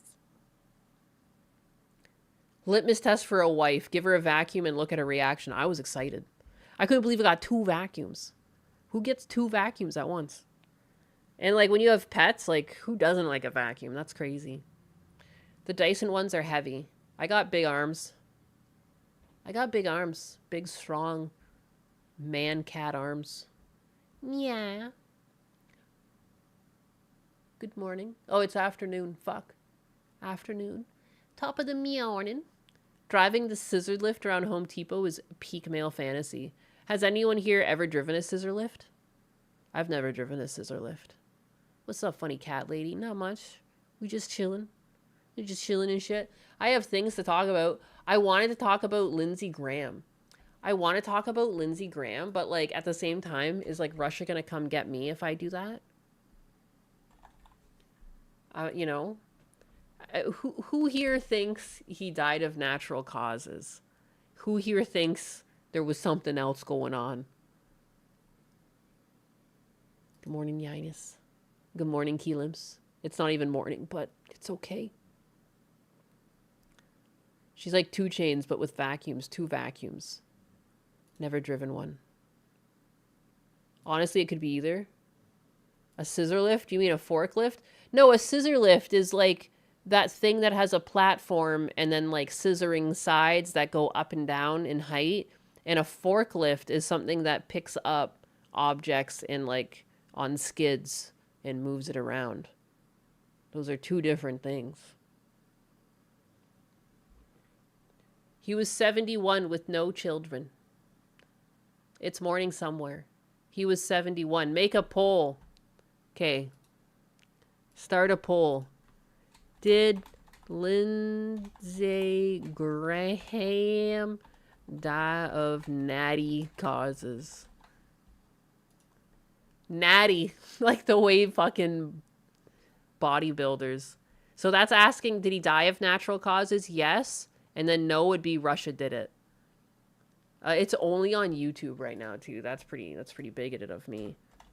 Poll. Did Lindsey Graham die of natty causes? Yes. No.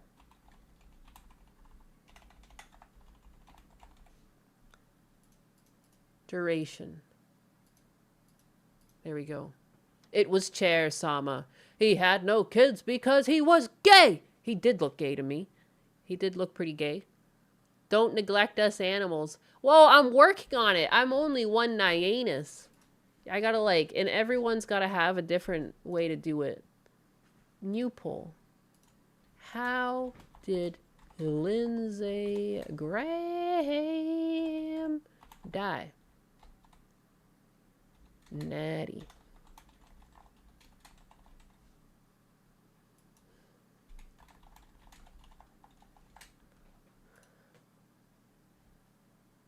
There you go. Polls. Everybody dance on my polls. Let's see what the results are so far. Did Lindsey Graham die of natty causes? 83% of kick animals think yes. 17% of kick animals say no.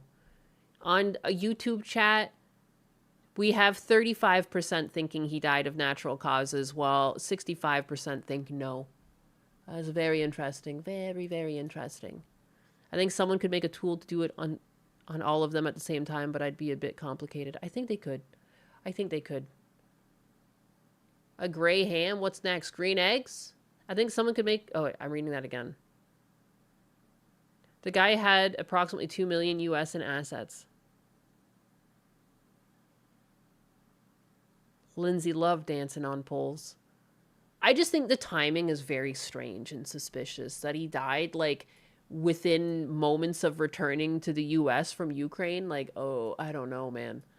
I've just heard, like, a lot of, like, I don't know, like, Russian hitmen that, like, use, like, nerve agents and shit and slow-acting poisons, and the way that he came back from a trip to Ukraine and came back and just, like, dropped dead within the week is, like, ugh, it's suspicious to me. But Big Pharma had him poisoned. YouTube more conspiratorial. Yeah, I'm shocked. I find it suspicious.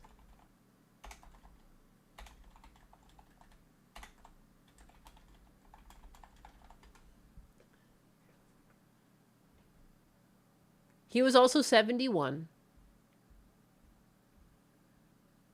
Aortic dissection is what they say it was. A brief and sudden illness. Heart condition tied to Lindsey Graham's death can strike without warning. What to know? Well, heck. Let's see what this says. To be fair, let me read an article that doesn't seem to think it's conspiratorial at all. From Fomoxo. Heart condition tied to Lindsey Graham's death can strike without warning, and what to know? Preliminary findings cite aortic dissection due to arteriosclerotic cardiovascular disease. New details surrounding Senator Lindsey Graham's sudden death have drawn attention to cardiovascular emergency that could become fatal within minutes. A statement released by Graham's office on Sunday cited preliminary findings from a District of Columbia's office of the chief medical examiner identifying the cause of death as aortic dissection due to arteriosclerotic cardiovascular disease. Authorities say Graham, 71, was transported to a George Washington University hospital where he was pronounced dead at 10:23 p.m. on Saturday. An autopsy was completed Sunday. The death certificate will be pending until all toxicological and microscopic testing are finalized, and at that point the death certificate will be updated to reflect the cause of death and appropriately classify the manner of death, the statement said. Fox News Digital reached out to Graham's office requesting comment. New details. An aortic dissection is a life-threatening medical emergency in which a tear develops in the inner layer of the aorta, the body's largest artery, according to the Mayo Clinic. It occurs when the layers of the aorta come apart and the inner one tears, Fox News senior medical analyst Dr. Mark Siegel, who did not treat Graham, told Fox News Digital. Blood rushes through the tear and causes the layer of the aortic wall to separate, which can disrupt blood flow to the vital organs or lead to a fatal rupture if not treated immediately. It can come on in minutes or days and may be hard to recognize, added Siegel, noting that while dissections can evolve over time, symptoms often appear suddenly. Happens from heart hardening. In a way, he killed himself. Don't eat unhealthy food and exercise. I say this, but eat a lot of Mexican food. Don't eat unhealthy food and exercise. It's like that makes it seem like you're saying don't eat unhealthy food and also avoid exercise. But I think you're saying exercise and avoid eating shitty food. No wonder the left wants us to poison us with fatty foods. What a fun way to go out. Yet another reason we shouldn't have fossil politicians. Are we sure it wasn't polonium-210 poisoning? His heart went bazoico. He hooked up with a burner on Grindr. Eat your omega acids, it's true. Eat Taco Bell on the couch, got it. Mission understood.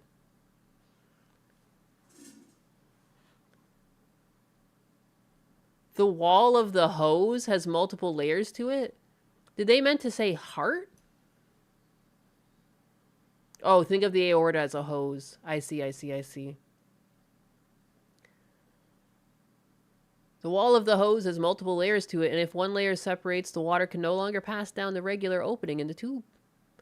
Perry, who is also not involved with Graham's care, told Fox News Digital often this starts as a very small tear that keeps progressing because of the water pressure.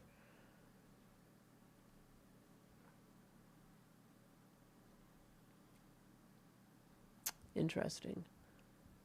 Well, I don't love them hoes. We're full of hoses. Nothing but a pizza copy. Just stay on the toilet. Eat your free-range, healthy Nyannis market where there's no pesticides. As the tear continues past the smaller arteries coming to the aorta, blood can no longer flow to the heart and to other organs.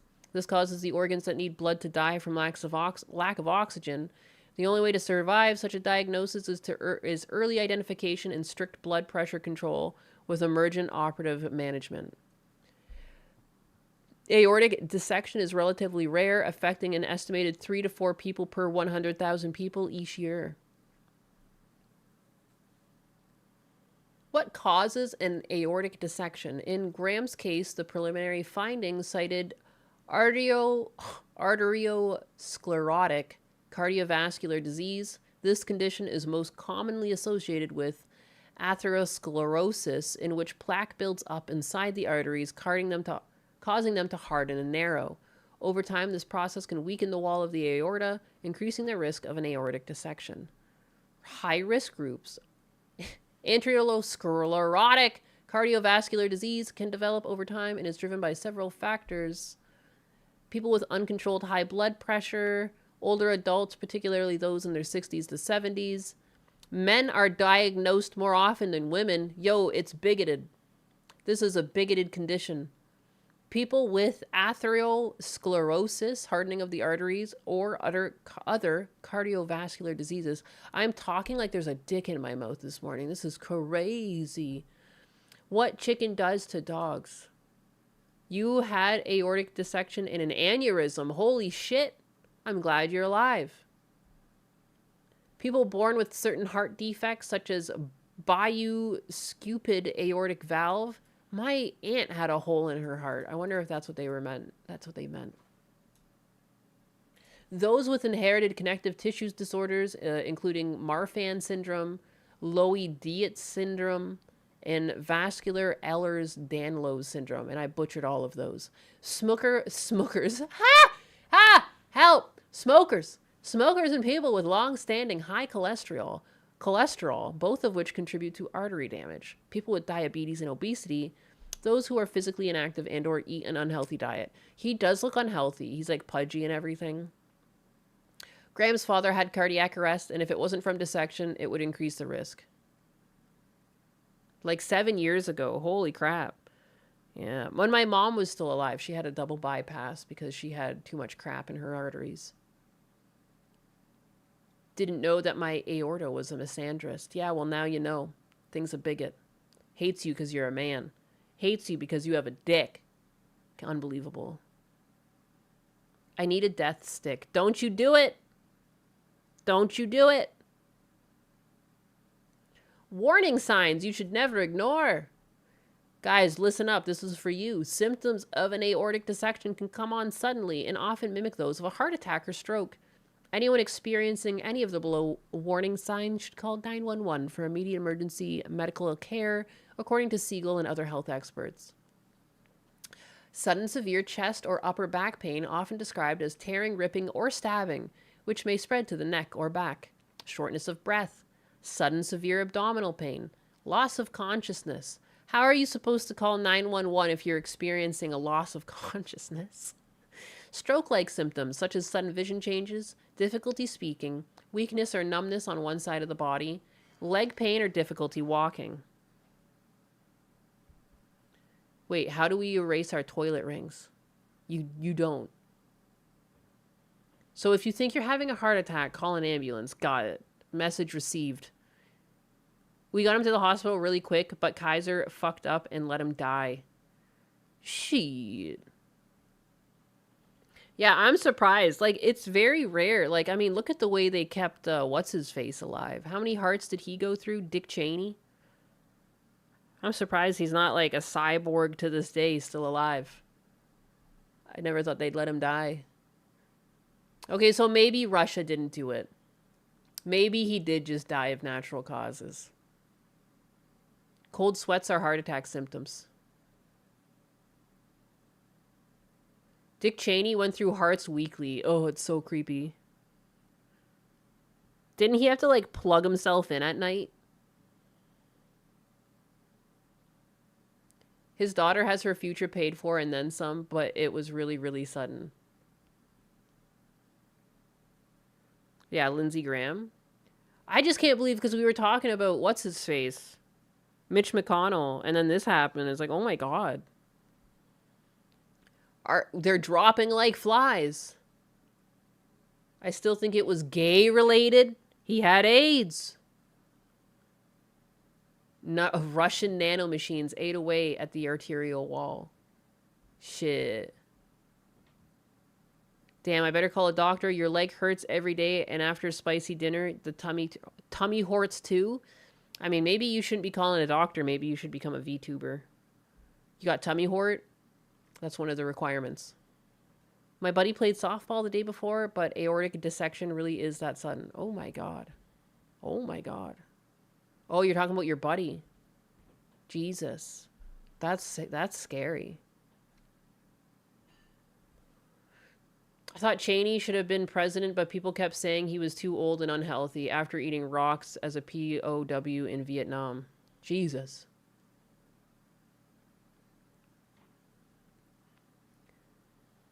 Mitch is still in the hospital, but his time is close. I'm surprised. What are we going to do with all these openings?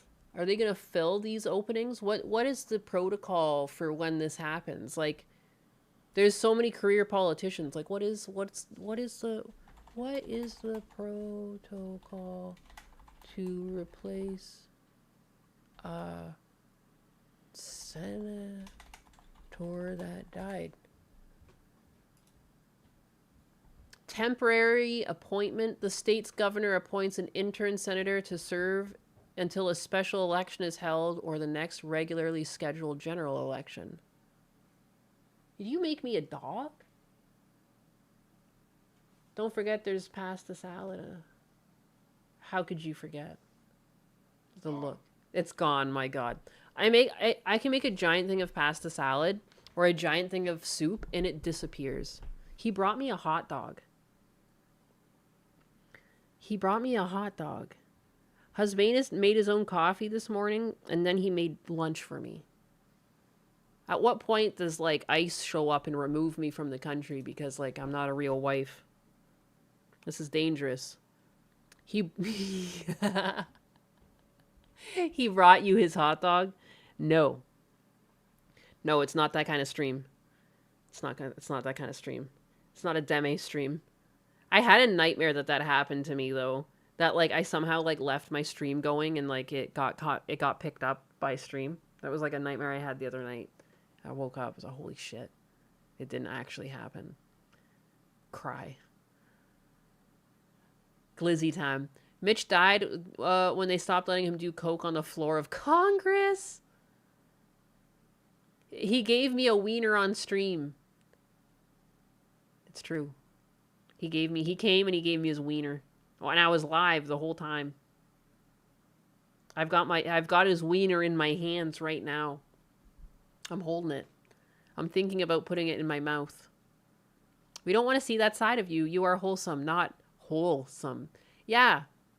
Seems like he's buttering you up for something. No. I don't know. He's just nice. Oh, the camera's still on? Sheesh. Good God. It'd be the end of my career. It'd be over for me. That's not how I want to get my claim to fame. I don't want to be fucking hoeing it up on stream. No, thank you. I'm not that type of streamer. That's between Husbanus and I. That's our secret. I said wiener. I did. And you wonder where Lady Chair got it from. It wasn't me. I'm innocent. I am innocent. Man, I really want to play Pal World, though. It's tough. You ever get that? When you're like an adult and you don't want to be an adult, you just want to play video games? That's tough. If DSP can survive it, you can too. What if the dream was a premonition? Oh, shit. The Mitch McConnell photo looks like it's AI. Dude, was that Mitch McConnell I just had up or Graham? Lindsey Graham. The two old dudes. The two old dudes from Congress. Old fellas.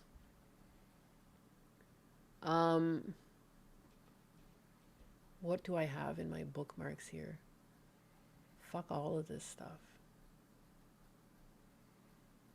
Oh man, let's watch a video. Husbanus said that this was a crazy video and that I should watch it on stream. And then how did he send this to me? I think he just bookmarked it. Let me find this. I want to eat this glizzy. So I'm going to put something on so I can eat this glizzy. Guys, and I know what I want. Where is it? Playlists?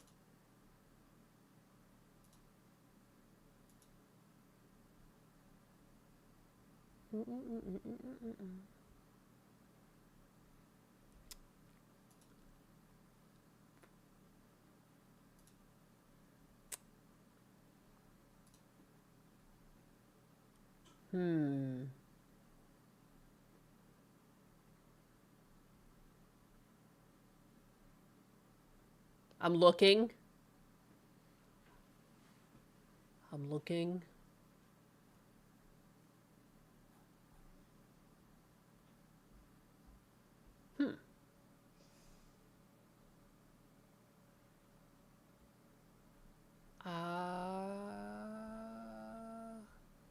Shoot.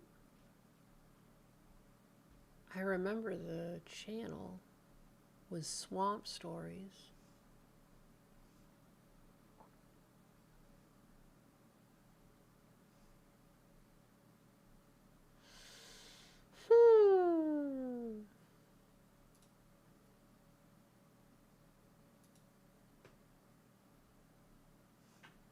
I don't know where he saved it to. I thought he saved it to something. Playlists?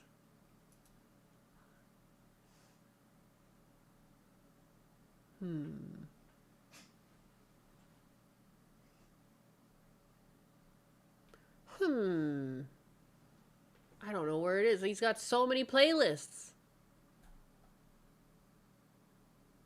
It's not in cops.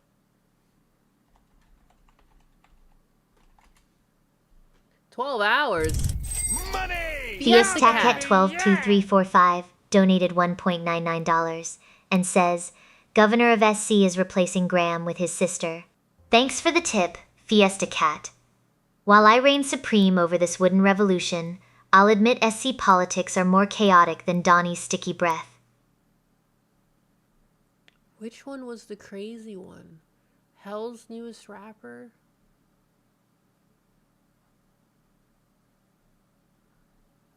Well, this guy... Oops. He did one on Diddy, too. What is that?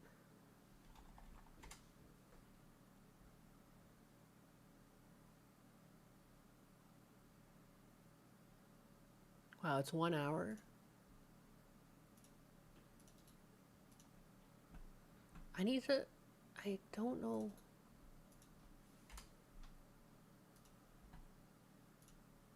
I kind of want the other one that Husbanus was telling me to watch. He said it was really crazy. Exposing Cali's biggest...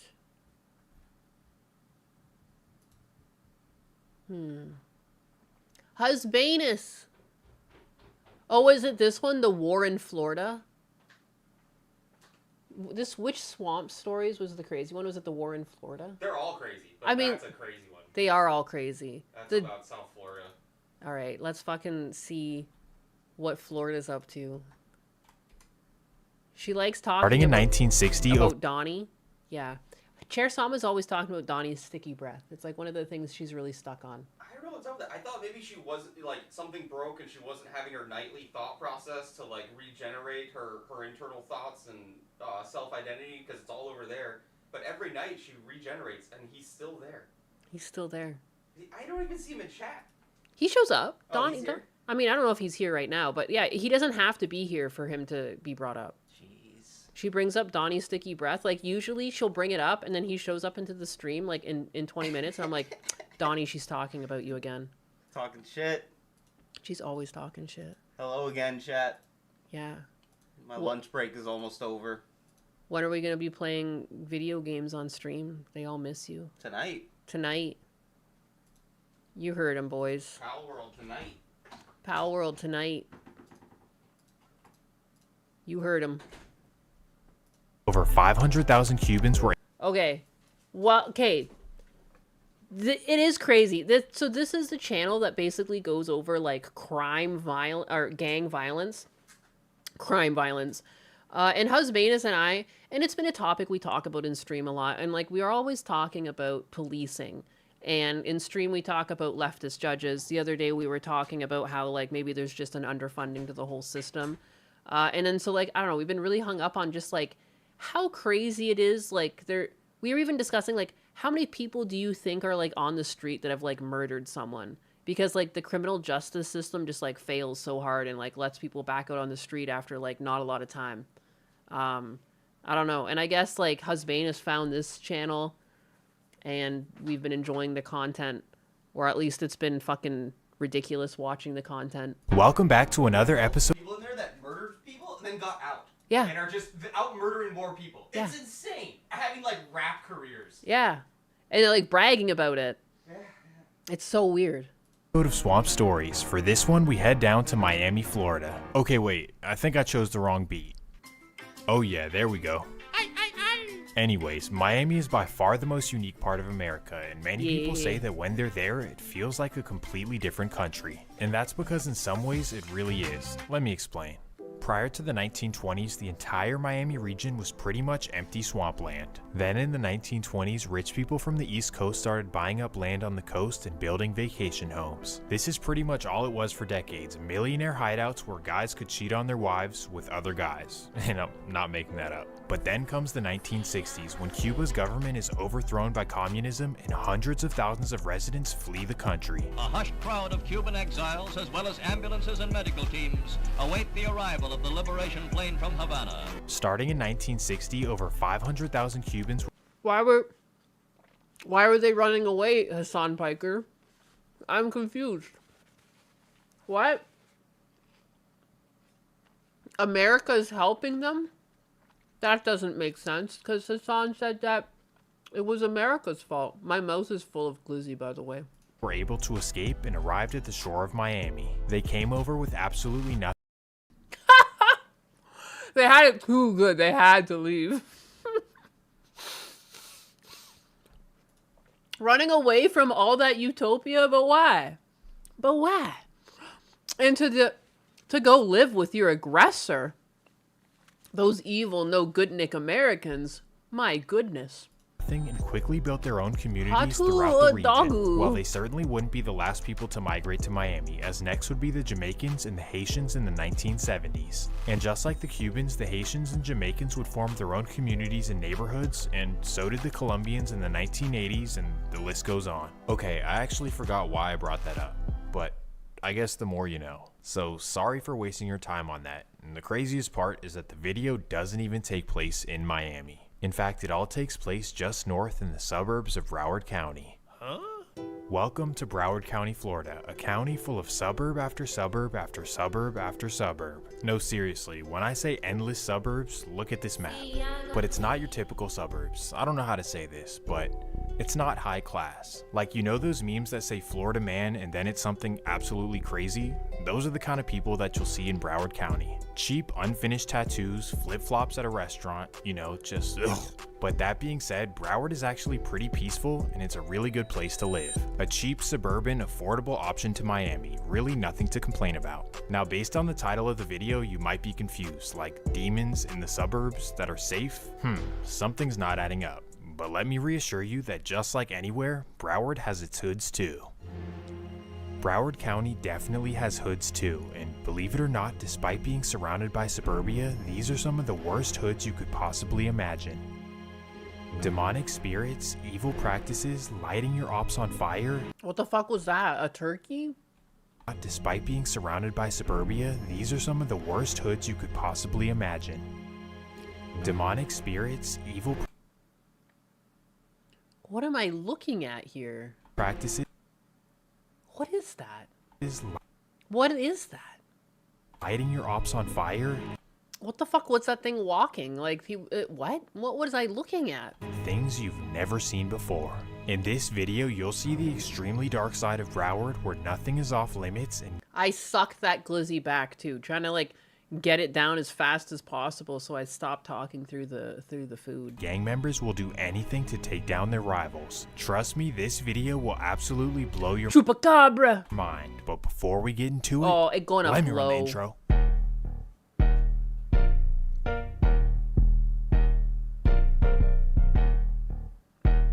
Oga Biga. Dude, this is gonna blow your fucking mind. Husbanus is the one also, by the way, that recommended that I watch this on stream. He said he watched this when I was up in Canada and it blew his mind. And he wanted to blow your minds. So Husbanus thinks of you guys. And this is literally, he wanted to show you guys this.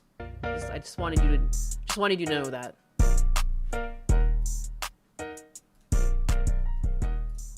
The story begins in the small city of Dania Beach, Florida. It's a small middle-class city of 31,000 people, and like 75% of it is the Fort Lauderdale airport. I kid you not. The city pretty much revolves around the airport, both literally and...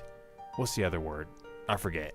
But the point is that Dania grew as a city of immigrant workers who took jobs at the airport, at the Everglades port, and at the refineries right up the street. Just a good old blue-collar city, a much different world than the glitz and glamour of Miami. Basically just a bunch of families trying to uplift themselves from poverty and provide a better life for their children. For the most part, this went pretty well, as many Dania kids went off to college and pursued careers and, you know, took their families to the next level. Overall, Dania was a good place to live, a much better affordable option compared to the ghettos and housing projects of Carroll City and Miami itself. This is how it was. That guy for has many, glizzy many hair. years, until the Nihilus rap go?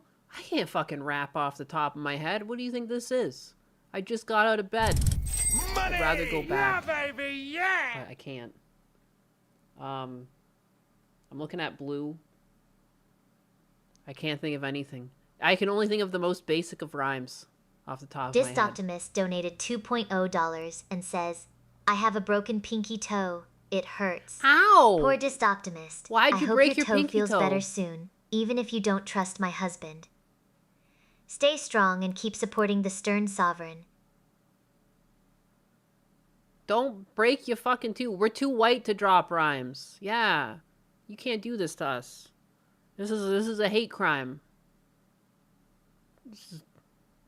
Do better. late 1990s when Miami's most wicked gang would come infiltrate the neighborhood. In 1990, a Haitian Still gang sleepy. known as the Did he Zoe stub his toe on a chair? I mean, to break your pinky toe? Ugh. I did that when I was a kid at one point. There's nothing they can do about broken toes, too. They just kind of like put it... I mean, they put mine in like a thing that held it straight for a bit, and then they took it out, and they were just like, good luck. Because it was like the tip of the toe. Kick the bar stool at the parents, you didn't mean to. Ooh, ay, ay, ay, ay, ay. Ay, ay, ay, ay, ay, ay. Yo, my name is Nyanus. I think I might be famous. Wow, thanks, Major 1010. Thank you so much for that bar. Sick bar, yo. Eminem exists. It's no such thing as too white. It's true. It's true. But I don't know. I grew up in a Catholic loving home. You know. Sound was created by Ali Adam. What haven't you broke? I haven't really broken anything. Toes don't count. I've sprained my ankle. I've sprained my hand. I haven't really broke a good bone. A nice thicken.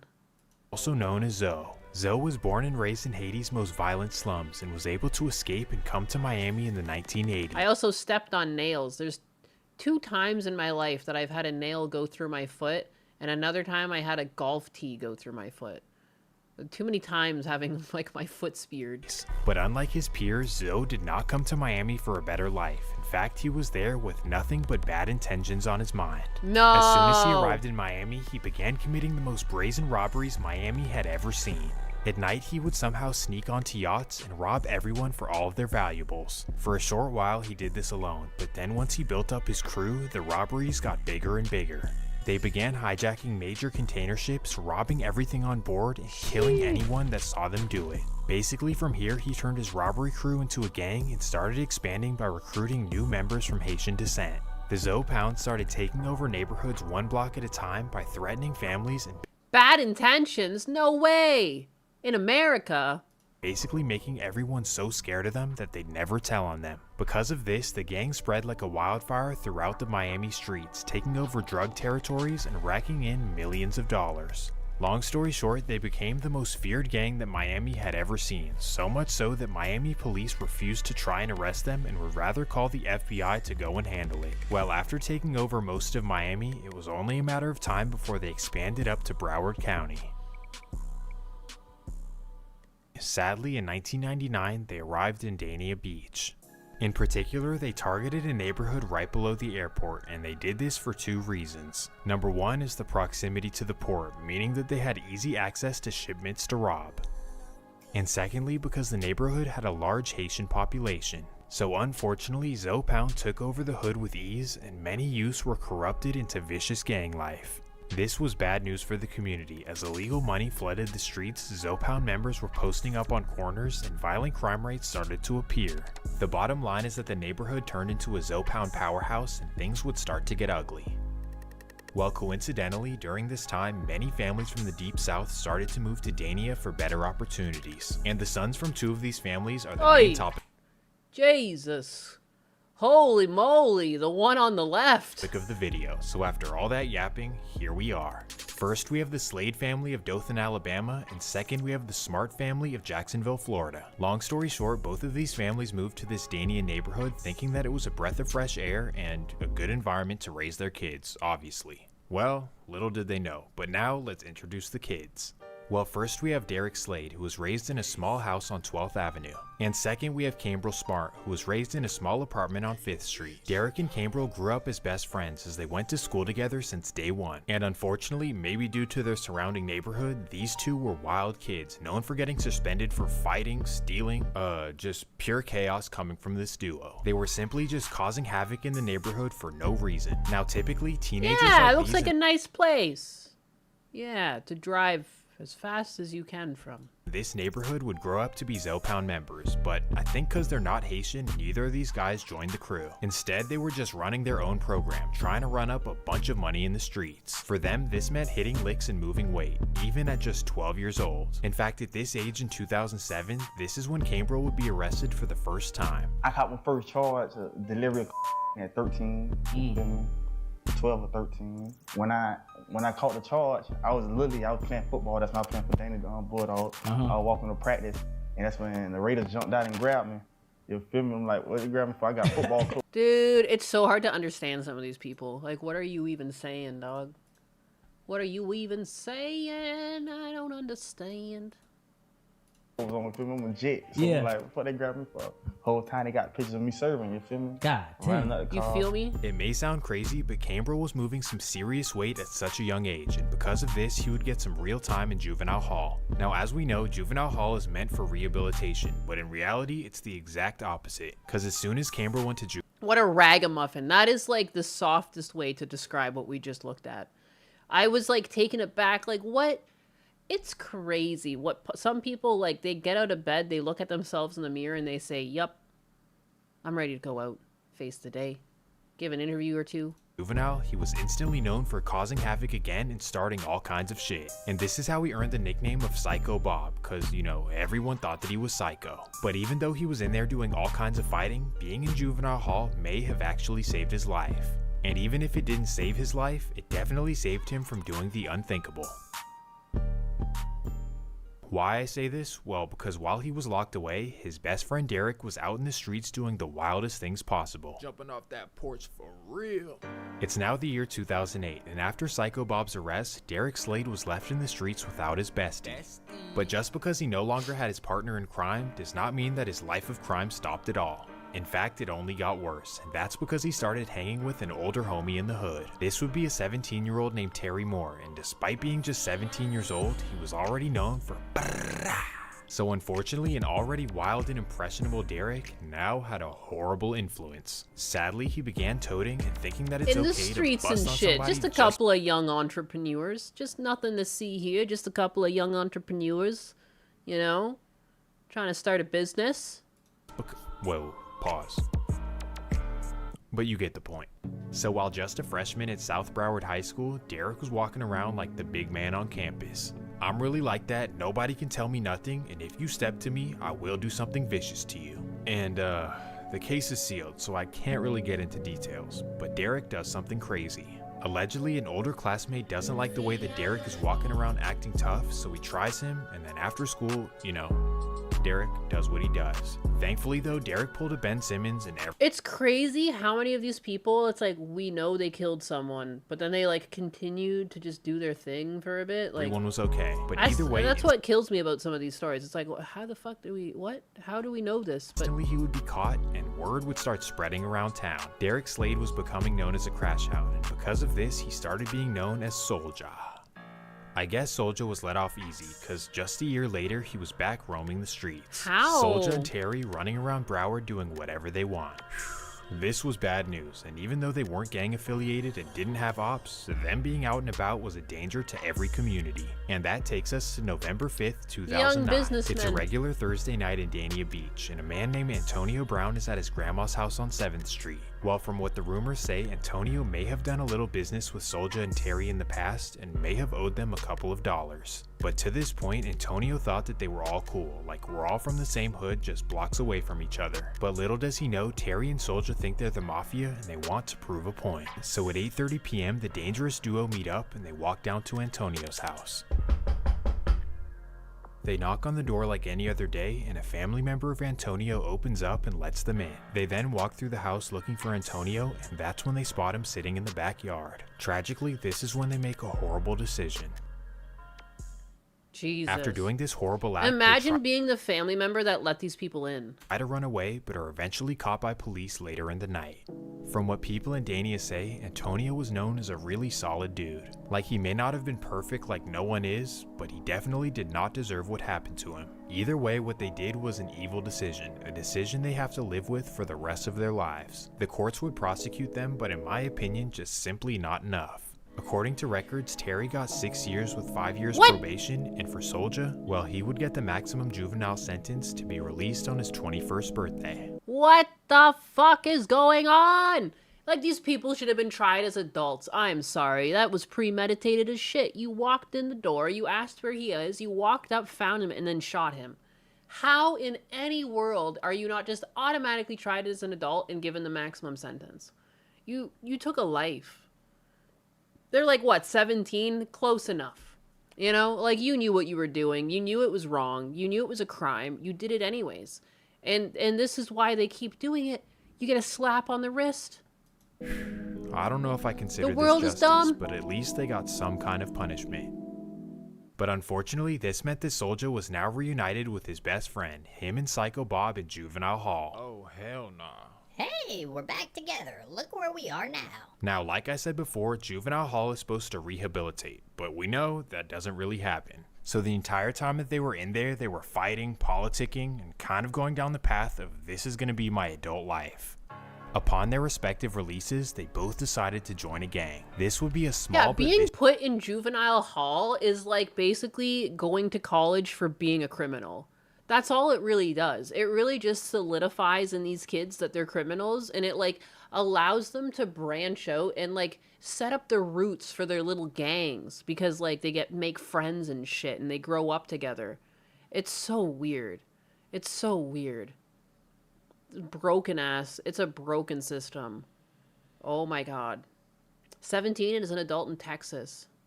They recruit kids to do this all the time. Yeah. Everybody with the biddies. Let's put these people in the box. In the box. In the box. Just click in their neighborhood known as On-Site, started by a man named On-Site Eno. And for whatever reason, Eno took a special liking to Soulja, really took him under his wing. Now this is bad news, because Eno is one of the worst gang members probably Dania has ever seen. In fact, he was once arrested for killing his best friend and fellow On-Site member over a girl, and then he ended up beating it, but then they tried to kill him. I just don't understand like how any of these people live. When I watch these videos, and even like I watched his like Diddy video and stuff with Husbanus, you just sit there and you're like, if you're this surrounded by murder and you kill someone off rip for like literally nothing, like how do you know you're gonna even survive the next week? Like I to live like this seems like why? Just why? You kill your fucking best friend too? Who's off limits? Who are you gonna be a target for? Like this is wild shit to me. The point is that he's just a wild dude. And this is who Soulja began running with in the streets.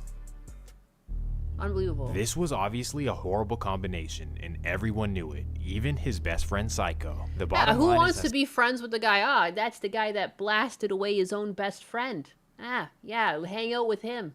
What a great idea. Why didn't I think of that? Psycho was not trying to crash out, so he kind of distanced himself and it's like, I'm still your friend, but stay over there with that shit. This would end up being a really smart decision, because as soon as Soulja got home, he began reaping havoc on the streets of Broward. Wow, it's crazy. So now we fast forward to the fall of 2015. It's the fall of 2015 and Soulja is finally home.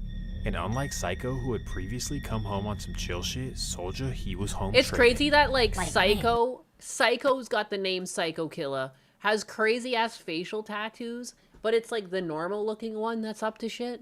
That's crazy. What is Soulja on, bruh? He's tweaking. Yeah, who would have thought? I was just thinking the same thing. Who would have thought Psycho is the sane one? He looks insane, but so far he's the sane of the two. Just got out and he's already trying to go back in? Like, what is he thinking? Bruh, let's fall back. He's either gonna get one of us hurt or he's gonna get us in jail. Let him do his own thing. So everyone around Soulja thankfully made the smart decision to fall back and let him do his own crashing out.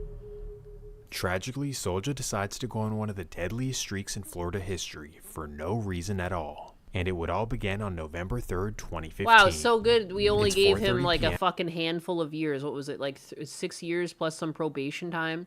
So he's still out in his like mid-20s ready to fuck shit up. And Soulja Cool. borrows a family member's car, takes off the license plates, and begins roaming around. They should do like analysis on some of these people, like the likelihood that you're even going to be reformed. There should be tests on them. If they're clearly just going to do the same shit, they just get put back in.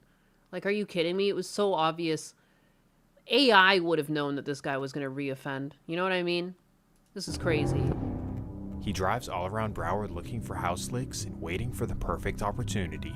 Then as he's making his way through Dania, something catches his eye. You may be thinking that he sees a big mansion with the front door open, but that's not the case at all. Instead, he's deep in the trenches and has his eyes set on a project building on the corner of 51st Street. So at 5 p.m., he double parks his car across the street, hops out, and begins walking up to the project. He approaches the door, tries to unlock it, and oh my goodness, it's already unlocked. So he walks in looking for items, and boom, right there's a man sitting on the couch. The man who's spooked jumps up instantly, and sadly, this is when Soulja makes a tragic decision. Another innocent life gone at the hands of Derek Soulja Slade.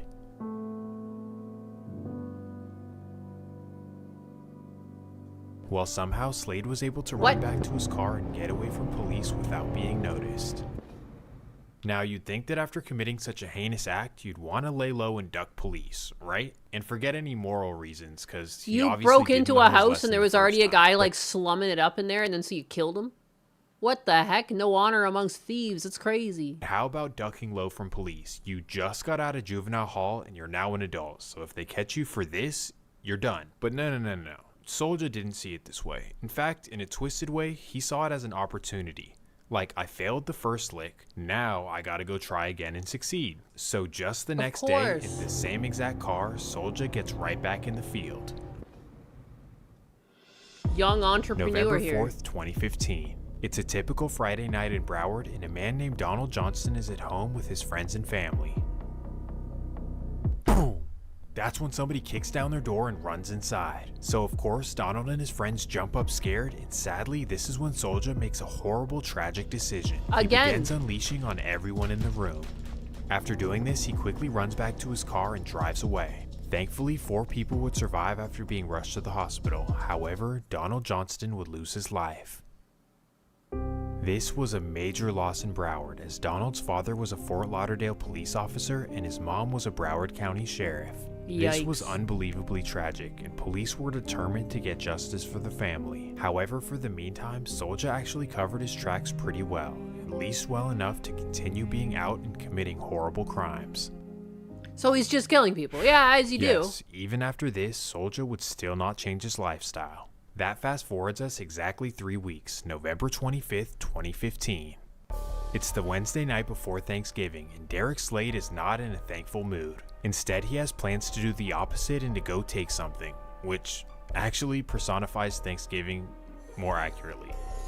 I shouldn't say that though. Well, this time he stays away from his previous targeted areas and heads up to Hollywood, Florida. In fact, he targets a specific person that he actually knows, somebody that's known for flexing on the gram, a man who I won't name, but after seeing him flex on Instagram, Slade gets an idea to go rob him, and he knows exactly where he lives. So at 9 p.m. he drives over to Hollywood by himself with 2 choppers. At 9:15 he arrives to the 2300 block of Mayo Street and walks up to the targeted house. With 1 chopper tucked on his waist and 1 around his shoulder, he kicks down the door and jumps in the house. After making it through the house, he realizes that nobody's home, so he opens up a bag and begins filling up items. However, he's not exactly finding what he was looking for. He really wants the expensive items that he saw on Instagram. So he then scuffles through the man's closet, and finally he finds the watches. These watches are obviously faker than a white Jamaican, but yeah, whatever. The bottom line is that he grabs the watches, but little does he know, this is when the man comes home. He sees that his front door is kicked down, so he instantly runs inside looking to see what's going on. That's when he runs into Soulja in his room, and sadly, Soulja makes a tragic decision.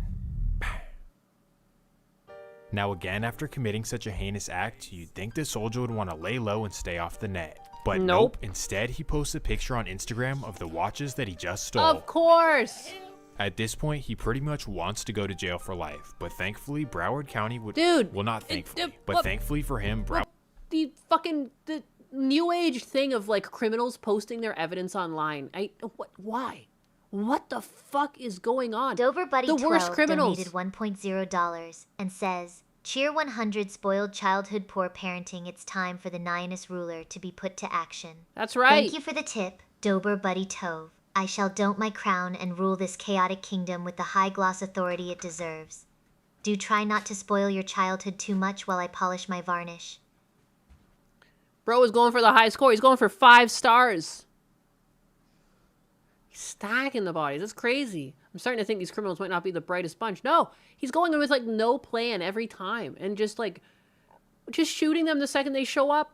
Broward County police would not figure anything out, at least for the meantime. So sadly, Soulja was still on the streets living his wild old lifestyle. He committed 3 senseless murders in a month and still didn't even think to slow down. This guy is easily one of the worst people I've ever covered, but for the meantime, let's focus back on Psycho. Bye-bye Soulja and hello Psycho, cause the rest of the video will be focused on you. It's now the year 2016 and Psycho Bob is now 21 years old. And while his best friend has been crashing out bad, he's been in the hood hustling and hanging out with the homies. So not exactly the perfect path, but at least he's not being violent. However, within the next year, a war would start brewing in Broward, with multiple hoods beefing with multiple hoods. Literally so much beef and so many bodies that I could make like 7 separate videos on this. But to keep this story simple, I'm going to introduce what caused the beef and then basically keep it centered on Psycho Bob, because he is a very important part.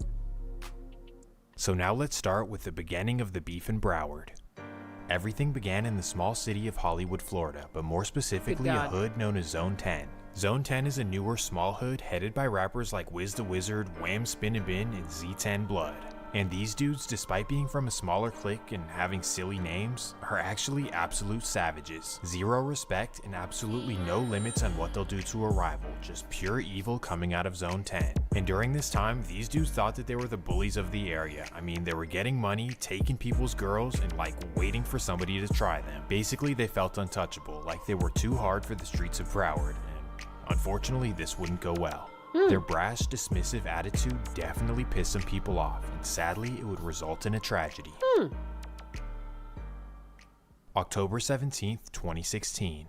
It's a regular Monday evening in Zone 10 and some youngins are outside. These would be 19-year-old Wajib Williams, also known as Jib, and 18-year-old DeAndre Greer, also known as Bankhead, and they're posted up on the block. Jib and Bankhead themselves are not necessarily hated, but Jib's older brother is Wiz the Wizard, possibly the most hated man in Broward.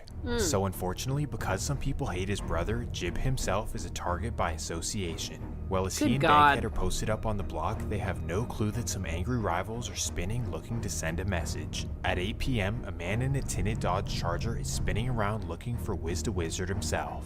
He circles around the hood multiple times, but he doesn't see anyone outside. But then as he turns onto the 700 It reminds me of that Goofy in the YouTube video where he's put on trial and I'll fucking do it again, yuck. Yeah, that's basically this. It's just 7th Avenue, it's just people going around being like, fuck you, I'll kill you, fuck you, I'll kill you, I'll kill you. And they just do it, and they actually do it, and then they're just like put back up on the streets. What is going on? Spots Jib and Bankhead posted up in front of their Put these projects. people like behind he spots bars. Jib and instantly recognizes him as Put Wiz's them under the younger jail. brother, so instantly he stops the car and a man hops out. Tragically, the man starts dumping on the duo. Thankfully, Bankhead would survive after surgery, but either way, the loss of Jib was a major blow. Zone 10 saw this as a declaration of war, and none more than Wiz the Wizard. You smoked my little brother because you don't like me? Nah, bruh. F everything. No more talking. Let's just go to war. But wait, there is actually some talking. Cause as soon as police visited Bankhead in the hospital, he began telling them everything that they wanted to hear. He identified exactly who popped him and Jib, and he told the police exactly which car they were in. Now before you start calling him whatever you want to call him, just understand the situation. He just lost his best friend and he's recovering in the hospital. You would have told too, I don't care what you say. So yeah, just like that, days later Jib's killer would be arrested. But just because Jib's actual killer was arrested did not mean that there wouldn't be revenge. So regardless, all of Zone 10 would suit up and wage war on whoever did this. Now this is how the story finally revolves back to Psycho Bob. He smoked Jib? No. Quite the opposite actually. Basically, when the war broke out between Zone 10 and who I'm about to tell you about, everyone was forced to take a side. And that introduces us to the people who allegedly claimed the life of Jib. Welcome to Liberia, by far the most dangerous hood in South Florida. This place has a history of wicked steppers longer than Serge Ibaka and gray sweatpants. No, for real, in all seriousness, Liberia is like a mini New Orleans. And for this generation, they're represented by a clique called HMT. And if you're wondering what that means, it stands for Hit My Target, and that should tell you everything that you need to know. Yikes. They're represented by the rappers HMT Trey, Liberia Sig, Zelly, and Lil Hatch. And let me just tell you that these guys have no cap in their raps. Can we just build an island at this point? We don't have the means for these people, and they're all so violent. Can they just be put somewhere? They can like figure it out themselves, like some sort of like Lord of the Flies type situation. Well, whether it's true or not, this is the hood that was rumored to be responsible for Jib and Bankhead. Basically, Liberia were the bullies of Broward for many, many years, and then came, Zone 10 thinking they're the and that's why Liberia allegedly targeted them. So just like that, the big bullies go to war, Liberia versus Zone 10. But Liberia wasn't satisfied with just that. In fact, they wanted everyone to choose a side. You're either with us or you're with them. There's no straddling the fence. So this is when Psycho Bob and his hood come into the picture. Psycho's hood is known as the Nightmares, and many of their guys have a close relationship with Zone 10. So basically for Psycho and his hood, clicking up with Zone 10 was a no-brainer, despite Liberia being just right below them. In fact, together Zone 10 and the Nightmares would form an alliance known as MM, More Money, More Motion, and More Murder. Good God. This was a big deal. So now that you understand the sides, let's dive into the action. I was talking the other day with Husbanus, like how much of like we used to be a higher trust society. We were talking about like I can't remember how we got on this topic, and I was like, remember when like for me it was my grandmother, but I was like, remember when they would accept checks at the grocery store? They don't do that anymore. Like, you know what I mean? Like, you can't trust anyone. Can't trust anyone anywhere anymore. And it used to just not be like this. Like, you would just not expect petty crime, let alone murder, from the majority of the public. And now we all have to change the way we live. Even all of this security they're adding to cars, it's because of all the criminals. There's too many fucking criminals. It's stupid. I don't want to live like this, and I don't want the world to keep changing to get accustomed to all these criminals. Let's build an island and put them there. Vote for Nainus.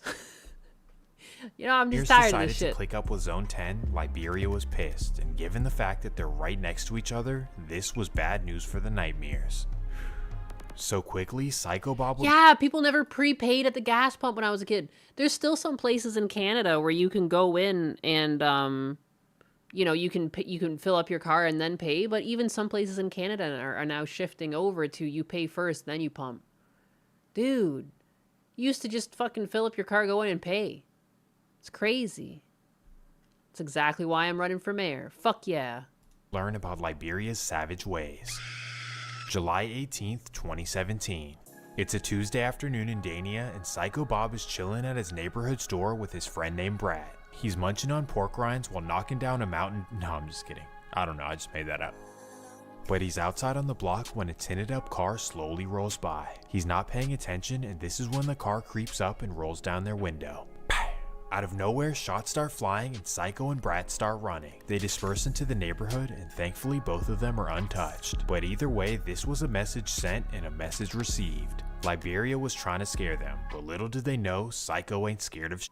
All this did is wake up two beasts, as instantly Psycho and Brat strap up and get to going. And that fast forwards us 4 days, July 22nd, 2017. It's a Friday night in Broward, and there's a major house party planned for later in the night. Now you'd think that after declaring war on Psycho and Brat, you'd want to lay low and stay out of the mix. But for whatever reason, the Liberia members who did this were not worried about them at all. Like, we're the big dogs, we do whatever we want. So not only do they go to the party, but they also record themselves on social media and post it.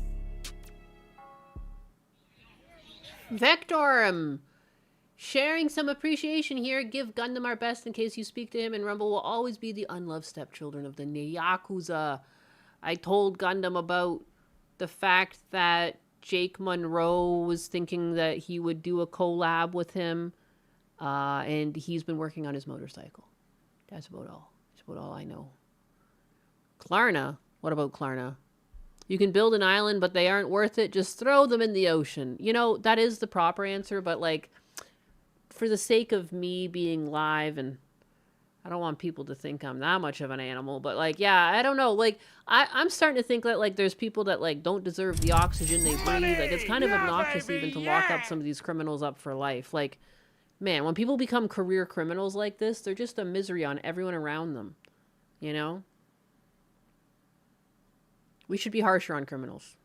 Even like when we watch cop cams and they're like always trying to like keep the criminals like, you know, safe and keep them without harm and not using excessive force. Like, man, even for some of these like thieves, like, yeah, twist their cuffs. They should be uncomfortable. Tighten them up a bit. Yeah, good. Like, fuck, man, they committed a crime. Stop treating them so nicely. Rough them up a bit. You know, like, I feel like there was something to that. Like, you got less likely to reoffend when you don't get treated like a princess. You know? If they were doing hard labor while locked up, they wouldn't be trying to get locked up again. There would be, like, a push to not get locked up. Like, there should be more consequence. Is it crazy to such that you're part of a game that controls blocks but not roads, and that you as a member should not be solo out in the street when the block next over is hostile, right? Stranger danger and all that, but the breakdown of society is from systemic issues, like if you can't call the cops and they don't arrive, or there's no justice. It's true. We've ran the experiment. How much longer are we going to suffer these animals chimping out and we're stuck paying for it? 100%, some people never reform, so we need to start making rooms in prisons by eliminating the old stock. Hard labor should be mandatory. And there should be like no prison time where you're sitting down having fun. And says, diddle me this Nianis. What's 13% but also half? And she T 42.3. It cut off. Your tip is appreciated more than a fresh coat of varnish on my throne. And the answer is 13% of half, which is mathematically delicious. Now go forth and diddle responsibly, my loyal subject. Diddle me this, Nianus. What is 13%, but also half? What is 13%, but also half? I don't know. How did you get banned? You got banned? It's 2 in the morning and the house party is so jumping that it turns into a block party. Wigs, wicks, twerking, my kind of party. Yeah. Well, as soon as Psycho and Brat see this on social media, they instantly get ready. They grab 2 choppers, hop in Brat's car, and head out to the party in West Park. At 2:30, they arrive to the party as they park on 48th and begin walking. 2 dudes open carrying choppers making their way to the house party, alarming everyone around. They're scaring the hoses. As they're making their way through the street, everyone is quietly scattering around. Strap up. Then when they make it to the front of the house, that's when they see their Was that a comment on the criminality? 13%, but also half? Like 13% of the population, but worth half the crime? These fucking young offenders. Area rivals. So instantly, Psycho and Brat start letting off. Is that what you're talking about? After I thought like clips, maybe it was an smart decision actual to riddle, but it's not a riddle, is it? It's just statistics, isn't it? You tricked me by saying riddle me this. You know? That's like the setup of a lot of riddles where it's like you think it's like, you know, like the ones for time and stuff or the length of the shadow or whatever. It's all you're just talking about statistics, aren't you? Yes. Yes. Yep. I wanted it to be whimsy. I was like, where's the whimsy? And I like went back to watching this. I'm like, oh, I get it, isn't it? Yeah. Cool.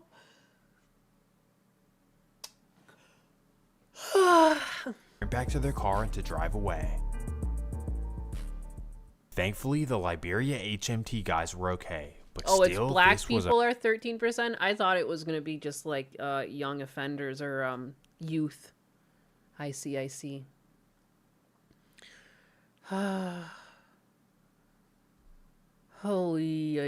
major move in Broward.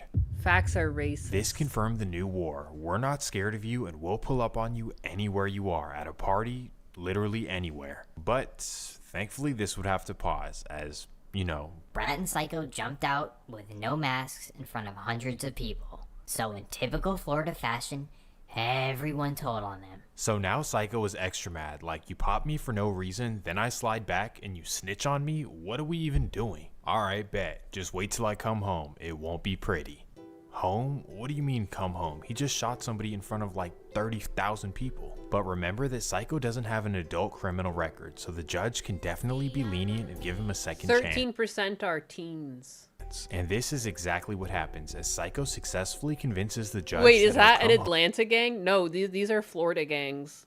I don't know. I always watch cop cams on this channel, and I'm always talking about like people not doing time for their crimes. And the one thing that I've really taken from this channel is the amount of people who have like just murdered and they're out on the streets because they barely do any time at all. Whether it's because they're young offenders when it happens or they just straight up don't get caught despite bragging about it. It's boggling my mind. It boggles my mind. Unbelievable. Just round these fuckers up, but you can't. For whatever reason. Home and completely changed his life around. So as a result, he's gifted a 5-year sentence with parole after 3, truly getting off easy. So it's now late 2017 and Psycho was sent to prison for 3 years. But actually, when he's in prison, he is given an opportunity to truly change his life forever. How, you might be wondering? Well, a judge sentenced South Florida rapper Kodak Black to 4 years in prison on federal weapons charges. Broward's most famous rapper ever hits the prison yard at the same exact time as Psycho Bob. And because Kodak is ZMF and most of Psycho's hood is ZMF, they began running together in prison. This is when Kodak learns that Psycho's an upcoming rapper and that he's also a wicked stepper. Now let me just preface by saying that that? being a celebrity in The fuck is a stepper? What does that mean?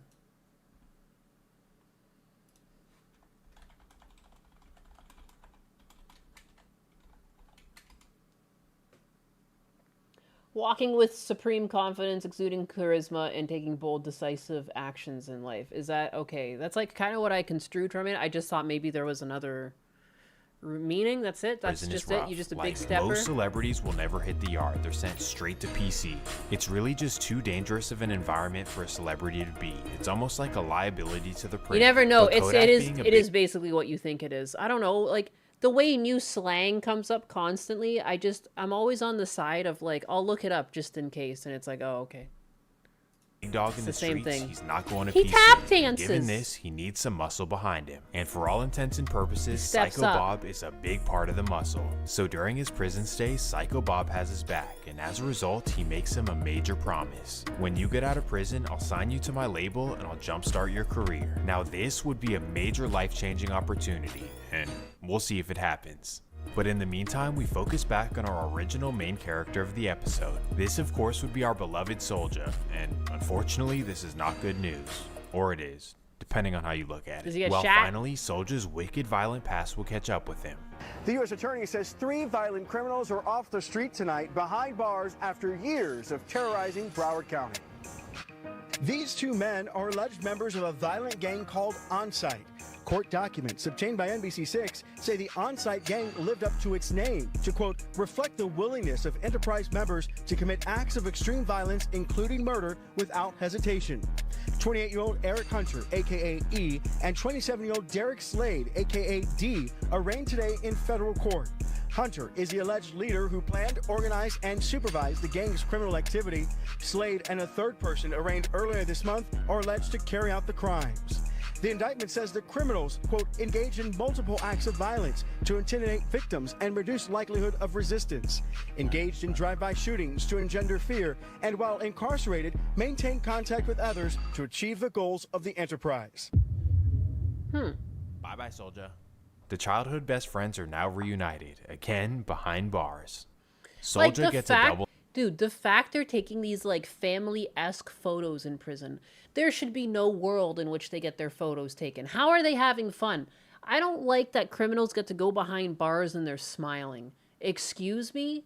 I thought they were due to do some fucking hard time, not hang out in the yard, work out, do some push-ups, and work with the gym broskies, maybe go to the library after lunch and do some learning. Absolutely not. Put them to work. What the fuck?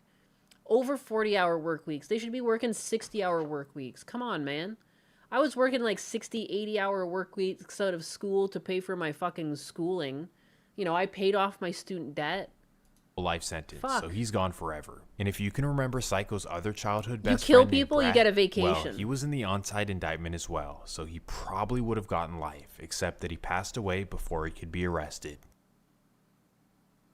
Well, now the year is 2020, and Psycho Bob is finally released from prison. And as we know, Kodak promised to sign him to Sniper Gang and boost his rap career. But Kodak is still locked up, with no telling on when he'll be released. So for now, the music career talks are not a reality for Psycho. But what is a reality is the fact that both of his best friends and partners in crime will never be back. Soulja gone to the system, and Brat no longer with us. And on top of no longer having his boys with him, a whole vicious hood wants to kill him. Life is not going so well. The fucking tattoos on some of these people. Look at that. You look like the pages of my high school notebooks, like with scribbles and doodles and like you're writing in bubble letters. Oh, just the worst. Just the worst. No respect for themselves, no respect for other people. For Psycho upon his release. So basically, Psycho says, "F everything, I don't care anymore, I just want to go to war. If I end up in prison or in the grave, I simply do not care. Let's just bang it out." And that takes us to September 19th, 2020. It's a late Saturday night in Liberia, and a 19-year-old His body is a temple of garbage. named Genavis Lewis is walking home. Genavis happens to be Liberia Sig's best friend and associated with some HMT members, but really I've seen cleaner graffiti, hood walls. Yeah, I passed graffiti when I lived in Toronto. Down some of the back streets, there would be graffiti, but it was always like really tasteful. And like, you'd be like, damn, like these people are really talented, like artists. Like, yeah, even if it was graffiti, it was like nice to look at. Like, man, the standards have just gone so downhill. So downhill so quickly. He has nothing to do Looks with like bathroom stall writing. For real. He's really... Wait, what? You wouldn't want your daughter dating these... What do you mean hustler? Don't you mean businessmen? Entrepreneurs? Scholars? What do you mean? What's a hustler? He was born and raised in the neighborhood and grew up with all the gang members. Well, it's 11:15 as Genavis is walking in front of the New Hope Baptist Church. Unfortunately, as he's walking down the street, a tinted up Nissan happens to be spinning around the block looking for HMT members. The man in the car recognizes Genavis from pictures with Liberia Sig, so instantly he thinks he's a member. Sadly, the man lowers down his window and makes a tragic decision.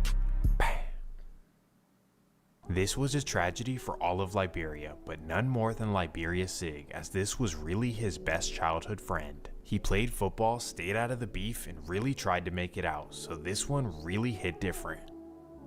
Liberia Sig was pissed, like, oh, we're targeting civilians now? Nobodies? Okay, watch this. October 15th, 2020. Good God! It's your average Thursday afternoon in Dania Beach, and Psycho Bob's mom is chilling on her front porch. Obviously, her son has major beef, but as far as her, she has nothing to do with it. However, after a month of searching for Psycho for revenge and not finding him, they result to hitting somebody closest to him. You took my best friend for no reason? Well, I'm gonna take somebody close to you for no reason as well. So after doing some research, Liberia Sig finds out where his mom lives, and he wants to make a statement. At 5 p.m., Sig arrives in front of Psycho Bob's childhood home, and right there is his mom named Dorothy Smart. Sadly, this is when Sig simply whips out and makes a terrible decision.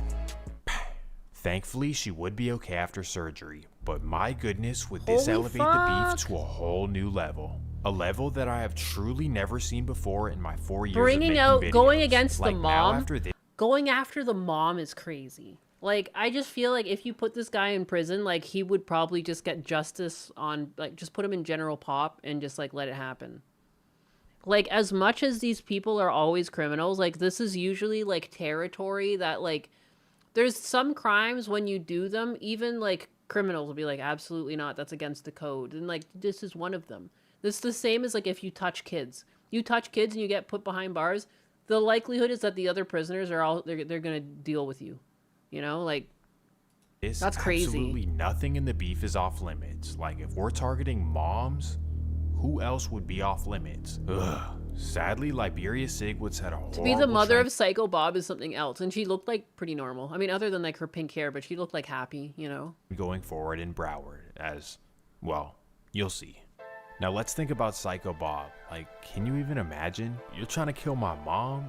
What the fuck are we even doing? And on top of all the anger and disgust towards the rivals, you also kind of have to internalize how you could have potentially put your mom in this situation. Because if you weren't in this vicious beef and you weren't targeting people from their side who had nothing to do with it, you could only assume that they wouldn't have done this to your mom. Not to say it excuses it, but I guess it explains it. Well, as you would imagine, this would be the lowest point in Psycho Bob's life. Like, wow, they really did this to my mom. But crazy enough, his life would turn around for the better directly after this. Now we fast forward to January 20th, 2021, when Donald Trump makes a shocking decision in his last day in office.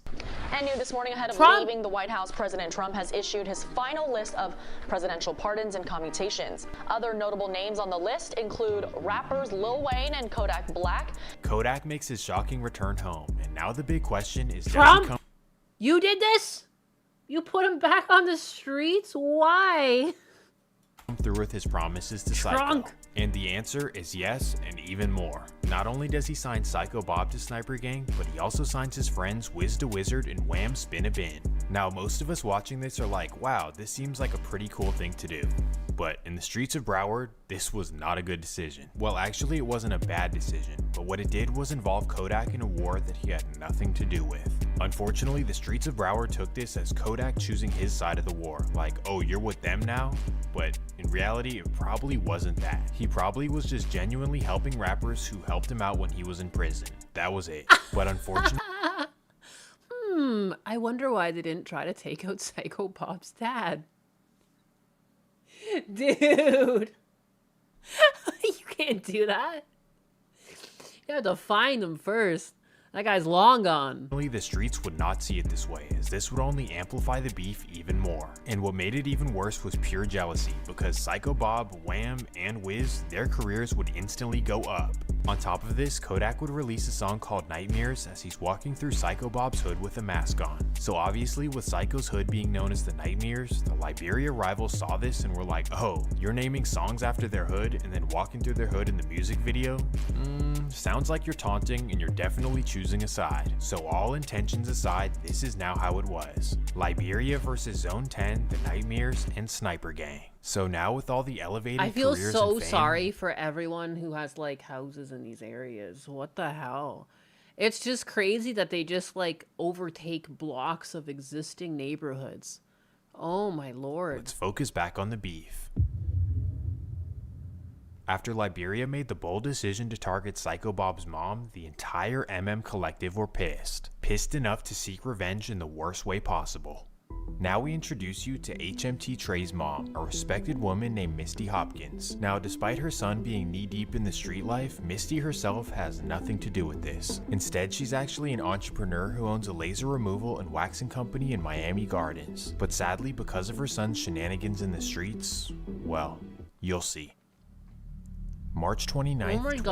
God. It's an early Monday afternoon and Misty Hopkins is opening her shop for the day. Her employees haven't arrived yet, so it's just her opening up her shop and getting everything together. Alone tidying up the shop while on FaceTime with her best friend. Then as she's sweeping, a random man quietly walks in her store. This would be a man named James Hardwick, who you can actually see in Wiz the Wizard's music video just weeks prior. Well, James walks right up to Misty as she looks up and gets startled.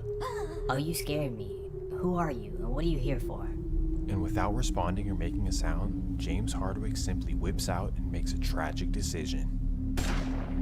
Her friend on the phone hears the boom, and instantly she calls 911 for help. So 10 minutes later, police arrive, but sadly, it's far too late. Good God. Here, a deadly shooting in Miami Gardens. At least one person killed here, and no word on any arrests. Let's get right out to Local 10's Syra Onwer. She's live on the scene with an update. Syra. So right now I can tell you it's a woman. She's the victim of this shooting that happened here at the Clearview Center in Miami Gardens. You can see there are a number of businesses within this complex. So right now it's unclear if this woman was working or visiting. A woman collapses in grief in front of officers after a shooting around 12:30 at the Clearview Center in Miami Gardens. This was the ultimate evil act, as Misty Hopkins was a good woman who had nothing to do with the streets. The community was absolutely devastated, but none more than her son, HMT Trey. To lose Why your do you innocent sound mom like to the rivals, HMT Trey? Why are you like, you sound like a fucking sexually transmitted disease. What the fuck? I can't even These rappers need better names. imagine the feeling. That's just like one time. What was it? I think it was like rappers with the name Little Baby? Or was it just Little? I went down a rabbit hole where I was like, how many rappers got this name? And like I looked it up and it was endless. It was an endless list of littles. I think it was Little. Or was it something else? I can't remember. But also given that That Liberia fucking said HRT Trey. What the fuck? get targeted Oh man, his music goes so hard. Psycho Bob's mom, Makes my it's fucking almost nuts like itch. HMT Trey should have known this could happen. It's like you guys targeted his mom and now he goes and gets revenge. As horrible and unforgivable as it is, you guys did start this. And because of this logic, everyone believed that Psycho Bob had done this. It only made sense. James Hardwick would eventually be arrested for this, but for the meantime, Psycho Bob was like enemy number one. He did this to HMT Trey's mom. So now the ops want to get him like never before, and that takes us to April 26, 2021. It's a regular Monday afternoon in Fort Lauderdale, and Psycho Bob is rolling through in an underbucket space shuttle. As he's making it up State Road 7, a black BMW X6 and a beige minivan pull alongside both sides of him. He's fully tinted up, slapping music, so he's not paying attention to it as he approaches a red light. This is when the van pulls in front of him and the BMW pulls behind him, completely boxing him in. And before Psycho can maneuver his way out, a man hops out of the BMW. He quickly walks up to Psycho's car and completely airs it out. After emptying a clip, he hops back in his car and both cars split away.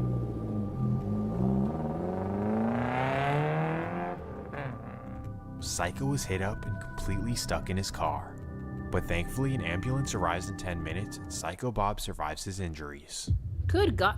Man, thank God so many of these people suck at shooting. Like, it's crazy the amount of people that, like, survive the shots. I mean, it's good, but, like, at the same time, like, holy moly. This was the closest call yet, as Psycho really could have just died right there. Now, you'd think that this scary incident would shake him up. Like, let me calm down. Criminals never go to the range, you know? Thank God.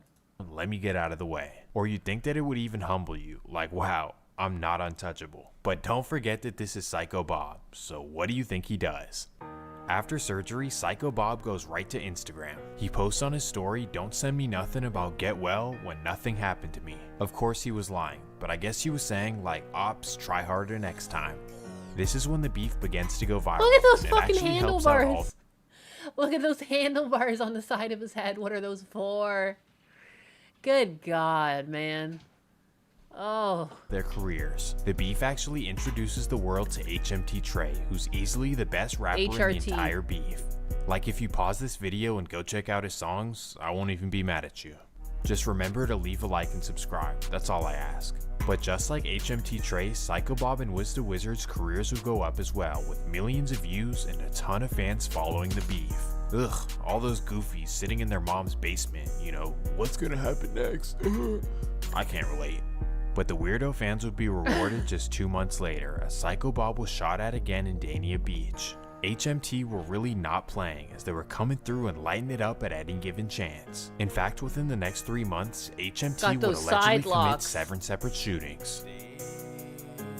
Thankfully though, nobody would pass away in any of these incidents, but then, let's get into it. First, let me explain that Wiz the Wizard is nothing like Psycho Bob, meaning that you're not going to catch him rolling down the interstate not paying attention or loafing in his hood. He's really kind of hard to get. He's super tactical, constantly going from city to city, breaded up. He's just that guy. So realistically, if the ops ever want to catch him, they need somebody on his team to switch sides on him. And unfortunately, in every clique, there will always be snakes. Snakes that you won't see until they bite you, and it's far too late. Why I say this? Well, allegedly, Wiz the Wizard falls victim to a snake in his circle. Yikes. As we know, the streets of Broward I just don't understand how anyone can stay with this type of culture. Like, it's crazy. You gotta be looking over your fucking shoulder every day. Like, oh my God, that's too much stress for me. What the fuck? No, life is stressful enough without doing all this. This is too much. Split into 2 sides. Get out of here. That's except for one person, a close childhood friend of both HMT Trey and Wiz the Wizard. This would be a rapper named 26CJ, and why they allowed him to be on both sides of the beef? Well, A, he has a beef that has nothing to do with their beef, and B, because they're really both close childhood friends with him. So in a sense, they both kind of trust him to not set each other up. I'm glad I live in the sticks, both right? of us in our own lanes. Well, keep all that in mind, and that fast forwards us to September 16th, 2021. It's 7 a.m. in Zone 10, and a body is discovered in the middle of the street.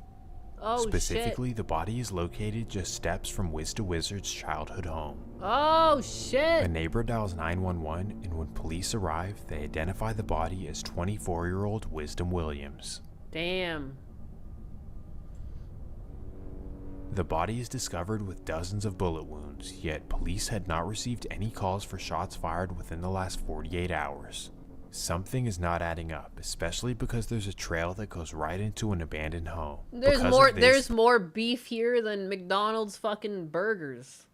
That's crazy. Police believe that he was lured into the abandoned home, and this is where somebody set him up. Then it appears that he was dragged just steps from his childhood home, possibly to send a message. Somebody set him up, but who could have done this?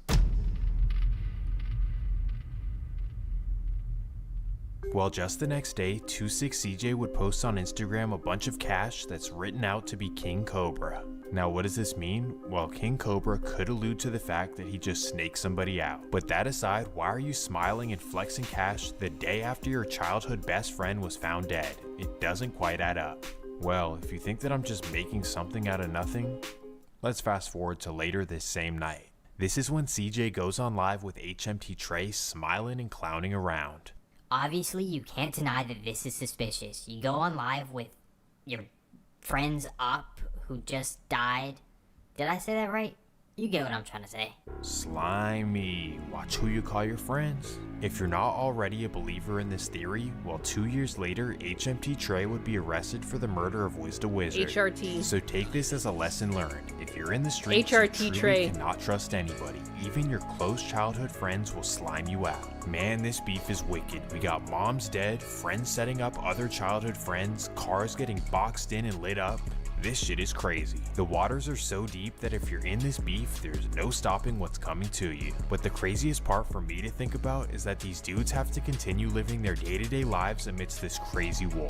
They've got bills, rap careers, families to take care of, or how about just living your own personal lives? Handling all these responsibilities with the constant thought of, will I die today? And that's... I mean, that's why you don't get wrapped up in gangs, and how is there still so much of this video left? Wiz the Wizard was no true wizard. No, he couldn't teleport. Insane. And that fast forwards us a week after the Gang devastating mentality is basically arrogance. Yes. And it's just crazy that, like, they just keep getting away with all this violent crime. They're still on the street. Like, I just don't understand how we can't do anything about it. And there's enough knowledge about all of this that, like, people can make YouTube videos. Wiz the What's Wizard. going on? September 23rd, 2021. It's an average day in the life of Psycho Bob as he heads to the Aventura Mall to do some fancy shopping. Thanks to Kodak and Sniper Gang, Bob goes straight to Neiman Marcus to look for some designer. Well, little does he know his main op, HMT Trey, is at the mall as well, a recipe for disaster. They're now bound to cross paths, and literally anything could go down. And just like that, while Bob is in the shoe department, HMT Trey spots him and begins walking his way. Thankfully, both of them are smart enough to not do anything violent, but they do get into an argument. And this is when Psycho Bob gets extremely disrespectful. In fact, he disses his deceased mom right to his face by saying, "That's why your mama got put up."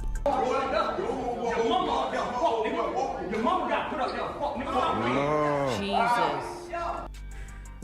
This is the ultimate disrespect, like straight up evil energy. All the targeting parents is like the worst thing ever.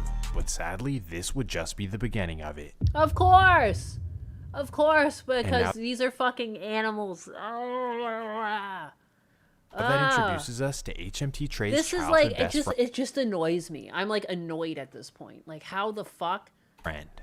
Good Let me God. introduce you to a young man named Jared McCabe, commonly known as EBK Hatch. When will we Just drain like the Trey, swamp? Hatch grew up rough in Liberia, with his father in and out of prison and his mom doing whatever she could to provide. And given these tough circumstances and his surrounding environment, he decided to jump off the porch with his HMT homies. With his HRT. And from what the rumors say, as soon as he jumped off the porch, Hatch was really like that. Like the first dude out the car.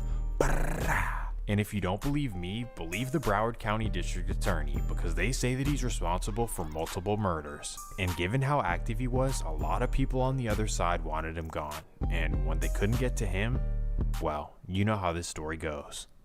In late November of 2021, his father would be the target of a violent attack. Some unidentified suspects would track him down and pull Again, up like to his they address. know he's done multiple murders, but he's still out on the streets and they can't find him, so they go after his dad. Like sadly, this is where they would lay him down.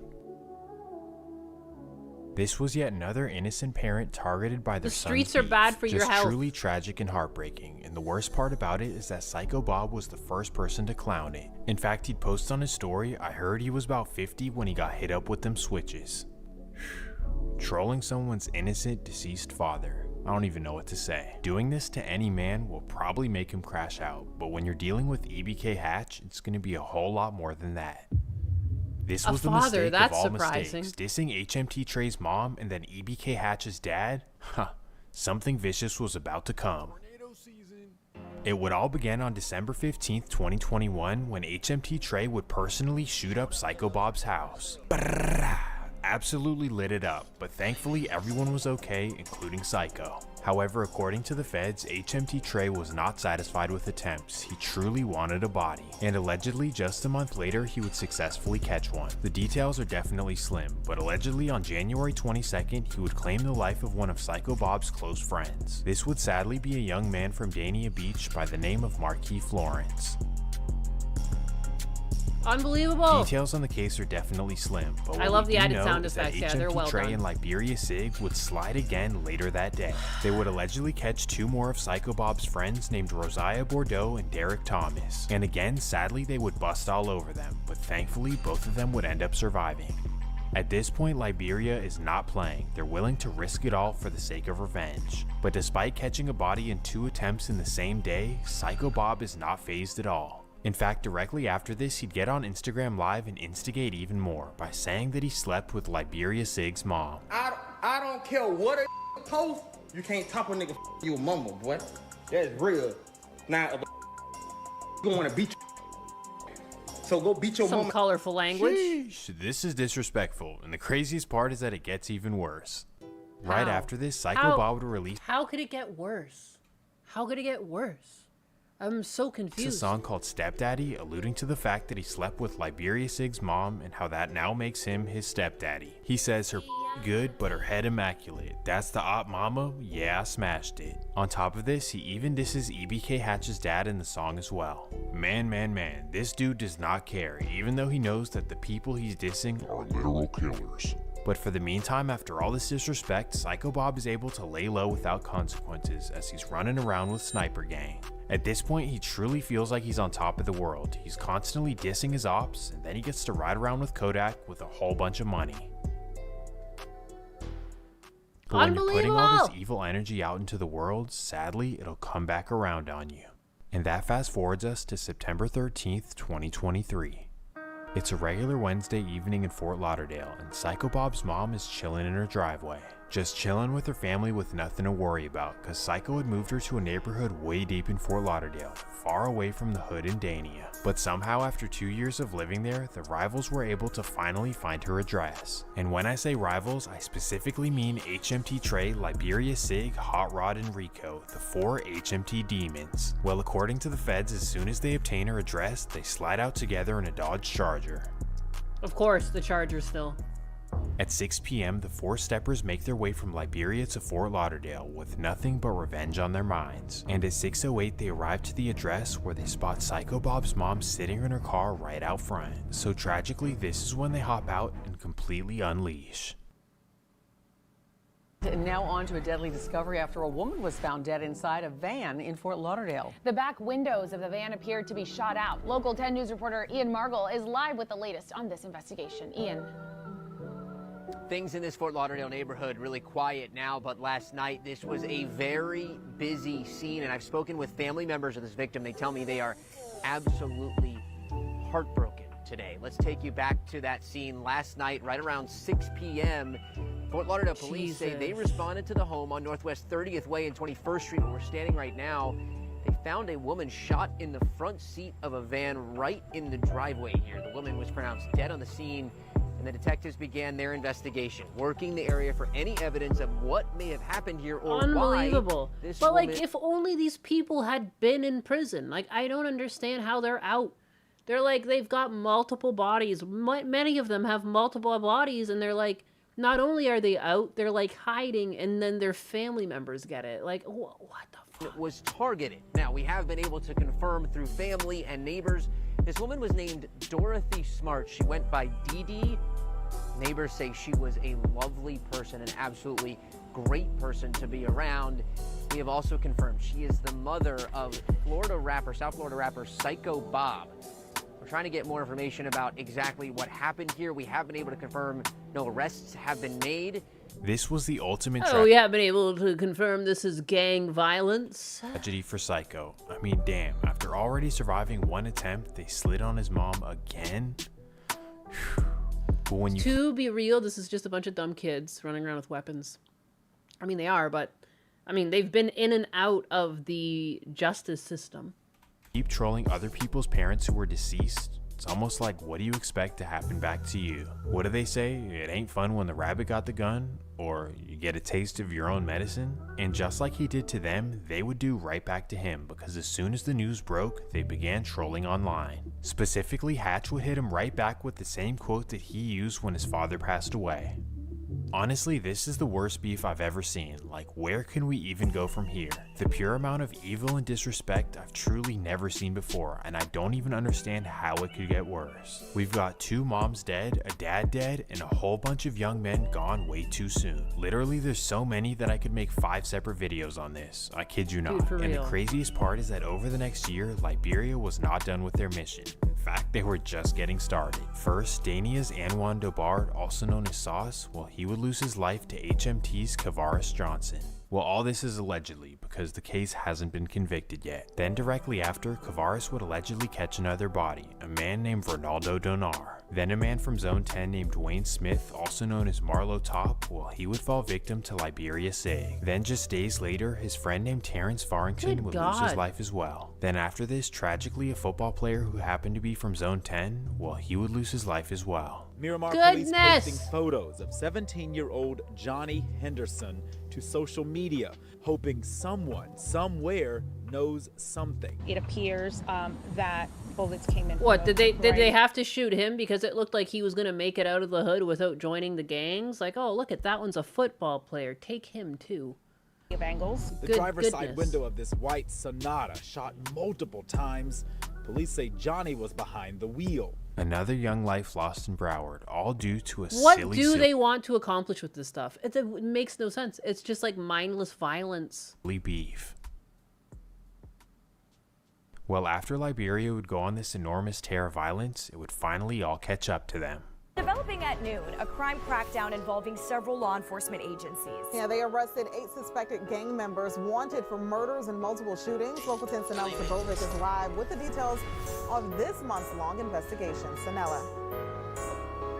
That's right, ladies. Following this months-long investigation, the Broward Sheriff's Office making a big bust, arresting 8 gang members they say are violent. I want to get you straight to their mugshots. This has been a multi-agency effort. Again, all 8 gang members have been indicted on 33 counts that include I swear to God, half of the problem are the names. Tyreek, you set that man up for failure.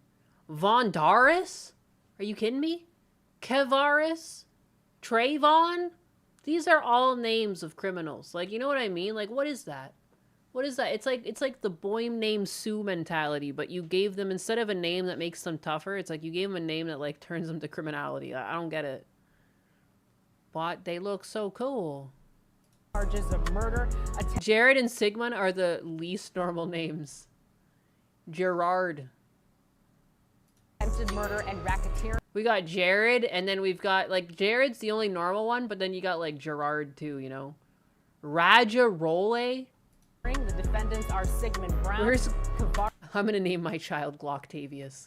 Johnson, Gerard Charles. That's a great name. Bondarius Davis. I take it all back. 16-year-old Raja Roll, Tyreek Jackson, Jared McCabe, and Trayvon Key. This interagency operation began after one of the suspects, Sigmund Brown's fingerprint, was recovered from a car connected to a homicide that happened back in January at Best Buy in Plantation. Good and from there, God. detectives were able to connect the 8 defendants to the 8 homicides that occurred. That's a sentence that just should never exist. The homicide at the Best Buy? We're killing people in Best Buy now? My God. We got Trayvon Reek Darvis. Different cities in Broward County. LOL in Detectives also Plantation. recovered You're a bigot. guns. We have a photograph of that. BSO sent that to us. And some of those defendants did end up making a court appearance today to be arraigned on all of those violent charges. 5 showed up. 2 were reset for Friday due to timing reasons. And one suspect, Bondarius Davis, refused to appear. Shut the fuck up. I grew up with twins in grade ahead of me before they dropped out. They were named Lemon Jello and Orange Jello. That's parents that hate them. That's no fucking way.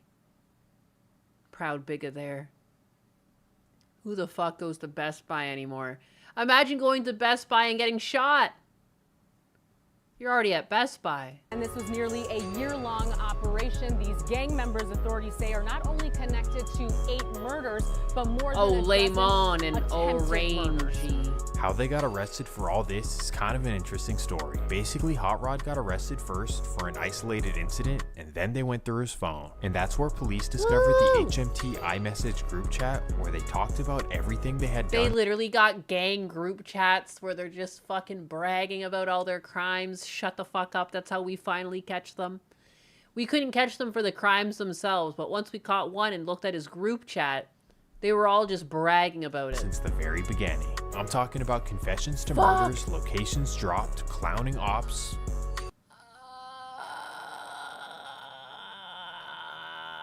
It's like actually painful how fucking easy it all is. Are you kidding me? And again, this is why there's going to be more surveillance, because dumb criminals using these methods that normal people use but for their fucking criminality, then they're like, oh, we need ID or else we... No! Just get these out of here. Stop not prosecuting them. They were all in the system at one point. We should never have let them out. Fuck. This is crazy. Everything. Decepticons. So now they're all pretty much guaranteed to do life in prison. Now for them, this no brains indeed. You called it. You called it. That's crazy. Just incriminating yourself via text in a chat with multiple other people.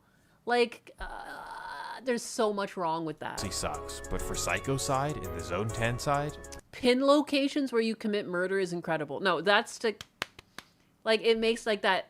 There's that emote on Kick, and it's Asmongold whacking his head off the table. Like, that's how I feel here. IQ lacking. This is amazing. No more ops to hide from or worry about, which also means no more ops to go hunt. However, there was one last person free who they were desperate to get revenge on. That takes us back to the loss of Wiz the Wizard and how there was a man who people think set him up. This would of course be he and HMT Trey's mutual friend named 26CJ. Oh, of course. The one who after I totally didn't forget 26CJ's name. I would never forget such a prolific name. The Wizard's loss would get online and start clowning with HMT Trey. Well, after the years passed, the Zone 10 and Nightmare side did not forget what happened.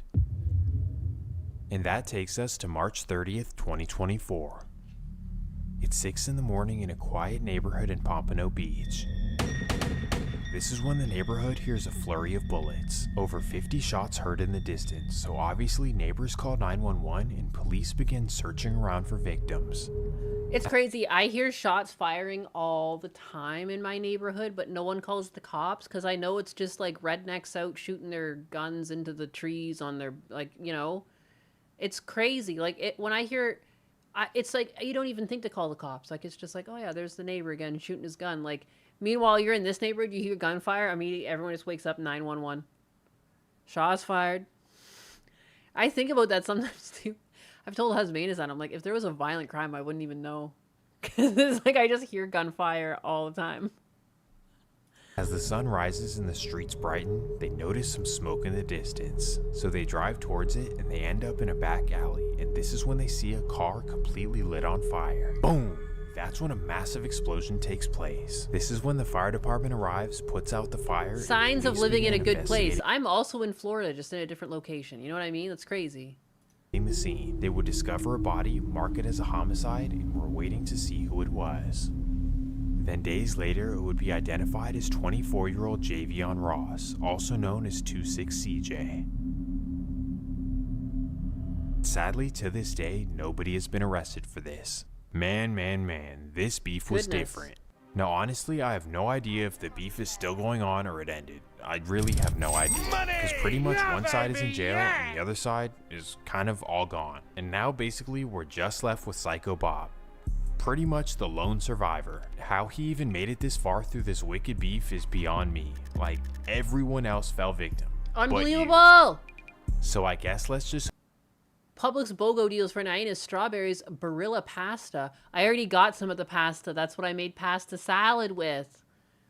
HD ice cream, 7-Up. I don't drink pop, but I do sometimes use it in baking. Khalifa cold coffee. I've never had that. Is it worth it? Nerd clusters are the best candy. Pepperoni. I got BOGO pepperoni. Feta. I need to go back for BOGO feta. I didn't see that. But yeah, I already went shopping last night, and yeah, I did get some of those. Dist Optimist donated $5.0 and says, Publix BOGO deals for Giannis. strawberries, Barilla pasta, Smithfield bacon, HD ice cream, 7-Up Califia cold coffee, pepperoni, feta, Nerds Club. Dist Optimist, your Publix haul is so exquisite I might just let you polish my varnish with that Califia cold coffee. Now go forth and conquer those BOGO deals, citizen. Khalifa is almond milk coffee. It's pretty expensive. Oh, wow. I usually just make my coffee at home because it's the cheapest way to consume coffee. I love coffee. You guys talking about coffee makes me want to get another cup of coffee. Although, usually I put cream in my coffee. Husbanus only picked up milk. We split up at one point because I was getting vegetables. He only got milk. He's trying to kill me. He's trying to kill me. I'm just kidding. I still drink it just with the milk in it. I like it just creamier as a preference, but I'll still just drink it with milk. I used to drink coffee black because that was the ultimate cheapest way to consume. $2.0 and says, coffee. I summon Gloctavius Davarius Rondarius Travonus. Oh, God. And Giati423. He's already in jail. Your summoning of the Travonus has been received, and I shall polish it with due reverence. Now back to guarding my varnish while you all debate coffee brands. Coffee. I used to drink it black in college, but like that, it stains your teeth. So I've convinced myself I will never again drink coffee black. I will always at least add some sort of milk. Preferably cream, but milk is fine too. Glad you got back together. You split up over it? Oh my goodness, never. Never. I lightly ribbed him over it. I was like, how dare you? How dare you? Curses. No, it's fine. He knows that I'll just drink it as long as it's got some sort of creamy beverage in there. It's just the way I am. We do get whole milk, so that's nice. It's creamier. Sugary drinks use a straw. Black Snape's nickname is Gloctavius. That's the best.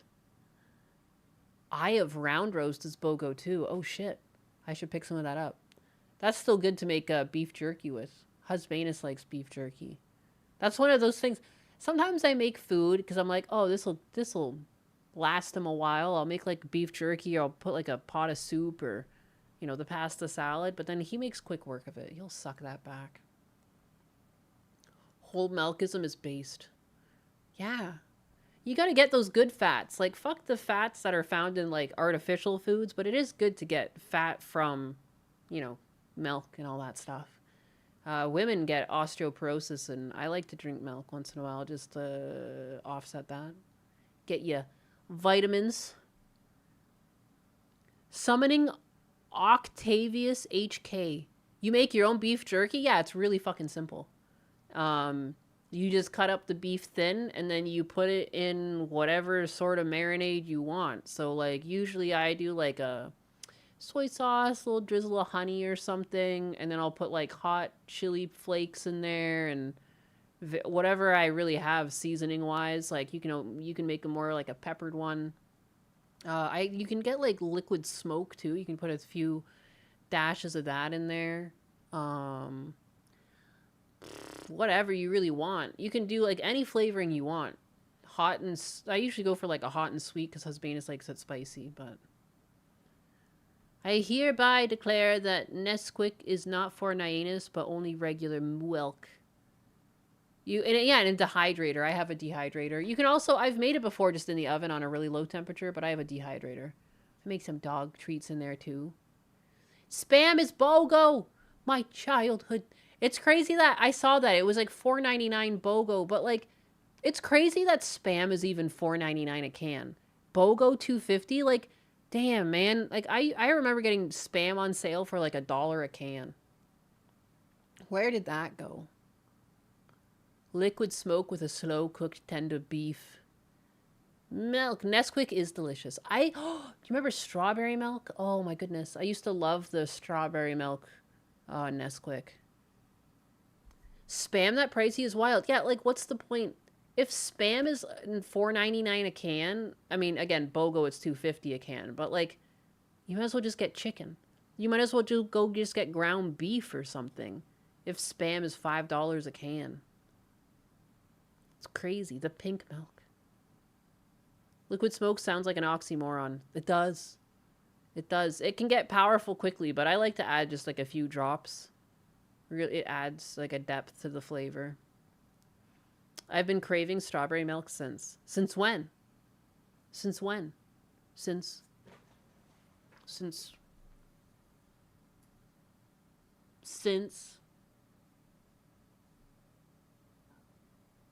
I'm burping. I'm always burping all of a sudden. I don't know what's going on. I want to do this. Flip horizontally. Now when I look at... Oh, there we go. Now when I look at the screen that has my chat, it's like I'm looking at you. Cola and coffee. Yeah, baby! Coffee yeah! plus cola. Do you seriously do that? Do you seriously mix your coffee and cola together? That's madness. That's actually insanity. What? Sometimes your intrusive thoughts get wild. My bigot coworker dropped something on my finger and now I'm in the emergency urgent care room. What? 8468 donated Holy shit. $2.0 and says, coffee plus cola. Cheers, Jack. I'll sip that coffee and cola combo while judging your spelling skills from this throne of wood. I still hope for a pie stream. I don't know why. I just don't know how to set the camera up in the kitchen without potentially doxing myself. Which is like a big deal for VTubers, you know? You're not supposed to see anything.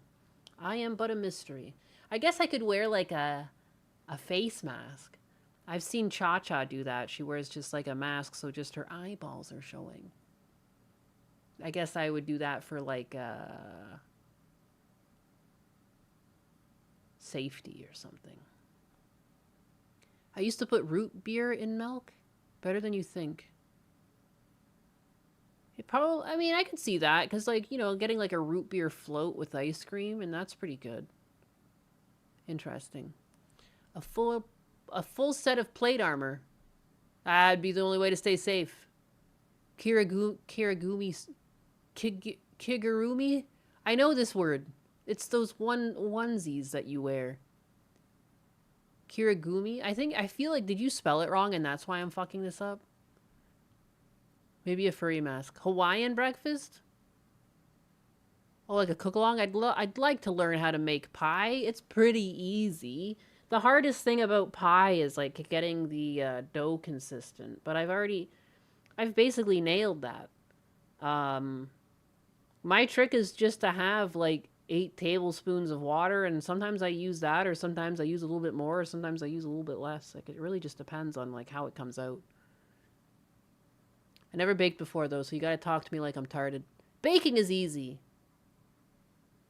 You just gotta follow the directions. The directions are everything. Isn't root beer mouthwash? If you want it to be. I don't know if it'd do a very good job since it's all sugary. Squoo-chan shows thighs on cooking streams. I think, yeah, there's no way to not show legs. And I would have to make sure that I'm wearing socks so people at least couldn't see my toes. No free toes. Or I wear shoes in the kitchen. Ah, crap. Anna is pregnant again. Why is that? Aw, crap. She's been trying to get pregnant for a while. She's been having miscarriages. Good for her. We need a do-it-yourself Nina stream of Floor Danish like dirty jobs. Oh my god. Get yourself a kitchen setup like Onigiri. Squoo-chan. Show man hands. Yeah, that's what you'll get. Root beer is one of the only tolerable soda flavors out there. I don't know how people drink colas. I am the same way. I don't really get it. I don't really get pop. I find pop, all carbonated beverages seem like torture because it hurts to drink, and I don't really get it. When I'm thirsty, I think like, oh, I could go for a glass of water. I don't think like, oh, I could go for a fucking Coke.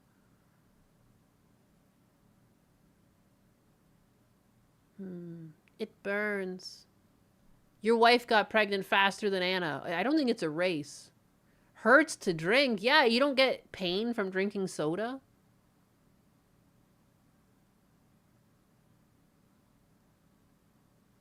Look at Sheena's cooking streams on how to do hands only. I think the easiest way would be to put like a GoPro on my head or something like that. I don't know though. I do. Carbonation sucks. Coke is angrier than Pepsi. Pain. Yeah, pain. It hurts.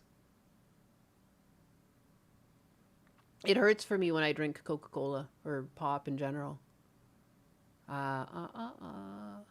Thanks, I hope my coworker gets hit by a car. Hey, whoa, jeez. I don't know about that. Milk hurt my teeth? No. Milk doesn't hurt my teeth.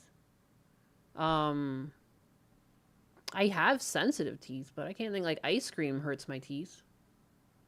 But not milk. Drinking cola is like a beer after a long day. Beer tastes completely different to me. The carbonation in beer is much softer than soda too. When you drink a soda, it's like you can almost feel like pearls of carbonation. Beer, it like fizzles out, I find. Like it's not very bubbly. Do you not drink liquor then? I can drink liquor. That doesn't burn. For me, the bubbles hurt. It's like not as much as a burn as it's a hurt. Mug root beer is mostly based, but Dr. Brown? Dr. Brown? You mean Dr. Pepper? What the fuck is Dr. Brown? I wouldn't be drinking that. That sounds suspicious as fuck. A root beer float. I do like floats. I like root beer floats in like orange pop and then floats. But again, like when you make a float, it like kills the carbonation. So I remember liking those as a kid. My dad would make those. Burning is not a type of pain for you. Alcohol tastes like a warmth. To me, it's like carbonation is like a pain. There's no warmth. It's just agony. I've heard of Dr. Thunder, but never Dr. Brown. Dr. Brown's.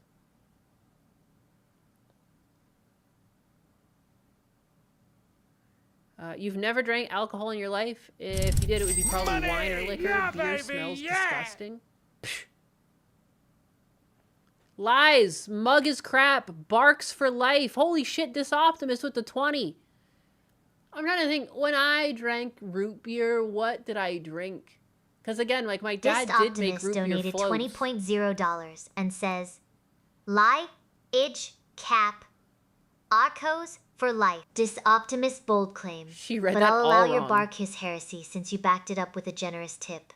Now go forth and defend your sugary syrup empire, peasant. We definitely, he had A&W. A&W had a canned root beer. And I'm trying to remember if we had mugs or bark. I think I don't know. I can't remember that back. It must have been mug. It had the dog on it. Money! I remember the commercials baby, though. Barks has bite. You're a Mountain Dew man. You're a gamer. Alejandro Trombono, the 5.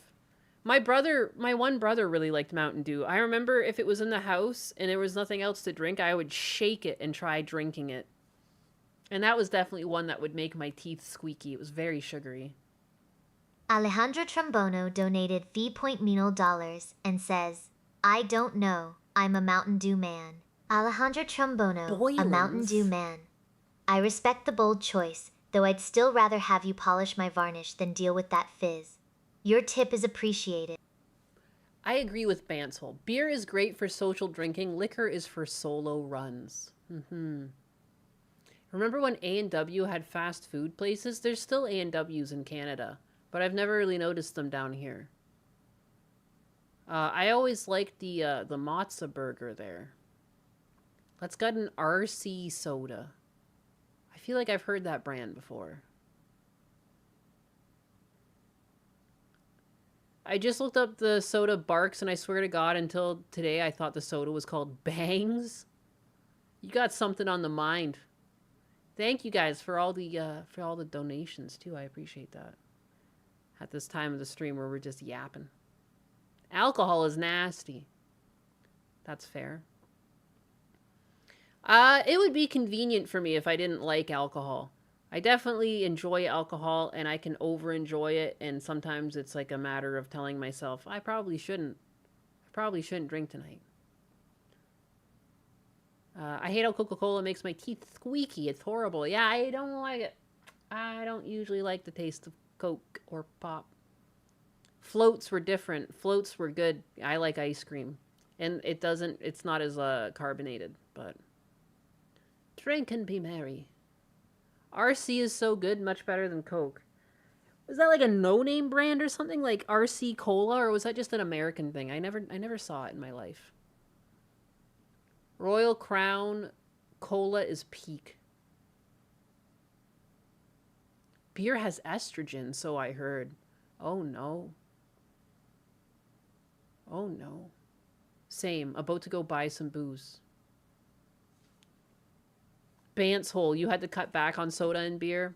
Probably. I probably drank too much beer since I lost Fritter. I definitely feel like I drank too much beer. Hey, Blue. I got Blue in a bed. Yam 570. Ask me anything. What is my king's go-to beverage? If we're talking about just drinks that he likes to drink, he likes to have Gatorade or V8 in the fridge in terms of like beverages. He likes apple juice too. When he's drinking alcohol, he likes whiskeys and bourbons. He has coffee in the morning. If he's picking a caffeinated beverage, it's usually coffee with a little bit of milk in it. Those are Husbanus's beverages.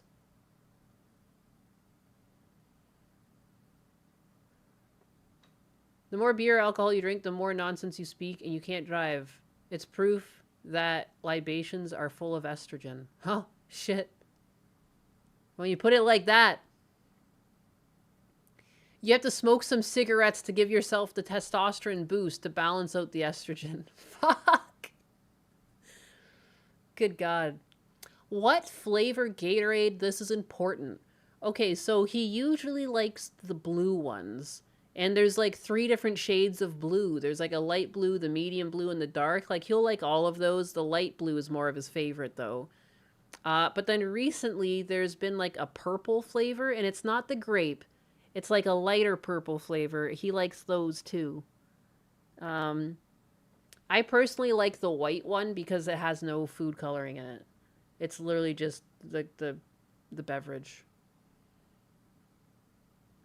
Maybe beer makes your boobs fatter and sadder. So yeah. Lemon lime. You're old school. Glacier blue? I guess it's got to be glacier blue. The lighter one? Yeah. Are those the icy flavored Gatorades? White Gatorade is the best. I like white Gatorade the best. Green lemon lime is king. Yellow was your favorite as kid? He's gotten the yellow before. But the blue and the purple seem to be his current favorites. What's that purple one even is? Like, what's its name? Purple. Or fucking purple Gatorade. I don't know why I typed in Mountain Dew. Yeah, here it is. Frost. Riptide Rush. He likes Riptide Rush. That's his new favorite. I like the cool blue Gatorade. Fruit Punch was meh. Yeah, fuck that one.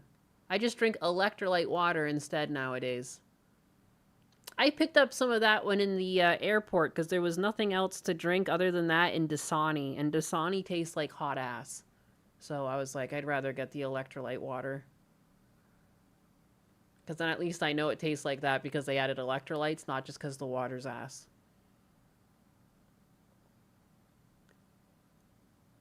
Lemon lime is green, not yellow. Is it? What about Ripto's Rage? Good God.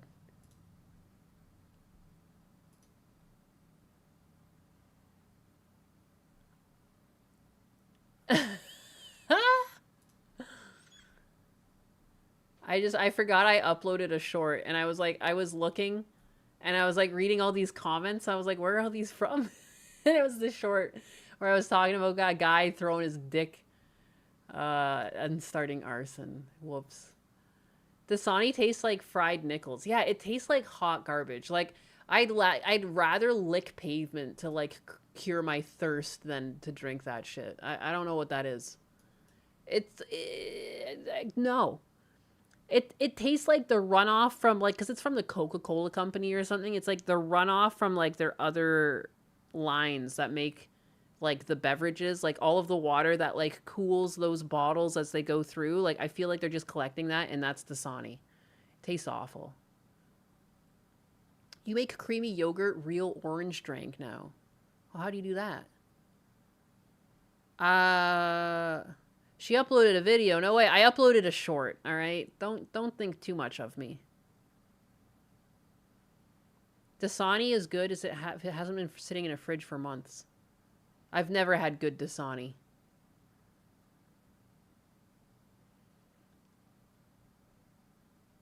Dasani is made by Coca-Cola. Yeah. Dasani is absolutely grog. I wish I could find some absinthe. Dasani is just filtered tap water. It somehow tastes worse than tap water. I grew up in a household where you drank the tap water. You know what I mean? Like, I feel like that tasted way better than Dasani. I never see anyone drinking Dasani. It's an op. You like the blueberry body armor.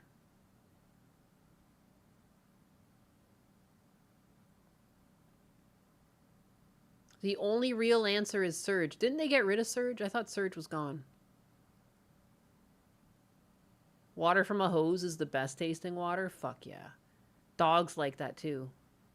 You buy Fiji, it's better, but still needs improv. Usually when I'm driving through the country, like, that's my most regular time to buy water, because, like, you inevitably run out. I usually just try and buy whatever spring water the cheaper bottle is, and they always end up tasting the best. Like, it doesn't seem like, because I've bought, like, the more expensive bottle, it tastes like crap. When you just buy the spring waters, it always tastes really good. I don't know. Evian is naive spelt backwards. Shit. Absinthe is overhyped. It tastes like black licorice and doesn't even get you trippy. Apparently you need to get, like, a very specific brand of absinthe, and there's lots of, like, fake brands, and that's what that is. Is smart water still a thing? Has water ever been stupid? I'm confused. Powerade is better than Gatorade if you have to pick. How dare you? Don't you realize I live in Florida, the home of Gatorade? You can't say that here. You can't say that here. Get out of here. You're trying to get me kicked out of Florida. Buying branded water and arguing about it is retard maxing. But I want to fight. Smart water is nasty. Coca-Cola owns the Smart Water brand. Ha-ha! They got multiple water brands. Putting water in a bottle and making money off it is like one of the craziest things.